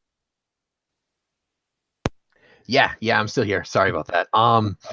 You actually will dispatch him at this point. Go ahead and describe how you fell the giant.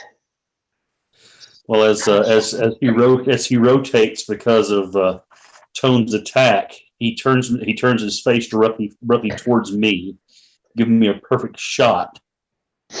And as he roars in frustration at this thing directly underneath him, I fire a shot and catch him in the roof of the mouth. And the arrow penetrates his lower brain, causing him to very quickly fall over. And then, of course, we all have to scatter out of his way. I need Tone quick, because he's directly under the thing. I need you to make a fleet of foot action, which is go ahead and roll 2d8. And I need you to subtract your cunning modifier and your reaction. No, excuse me, your reflexes.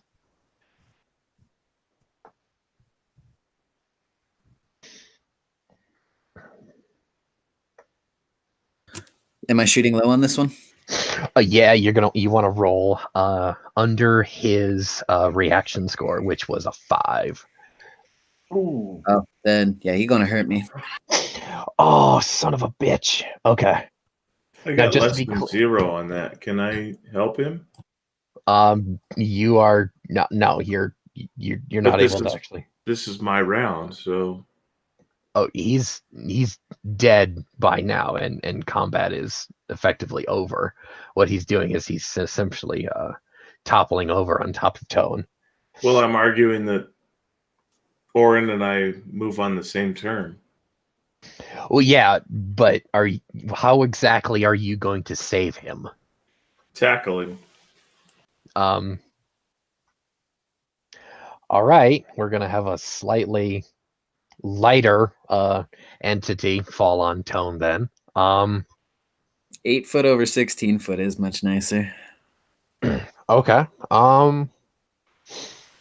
But Yeah. I mean, Go ahead and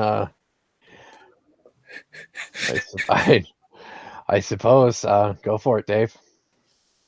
You also need to make a fleet of foot action. Didn't I get fleet of foot because I took the points in it? It's a side ability of reflexes. 2d8, subtract your cunning modifier, and subtract your reflexes grades.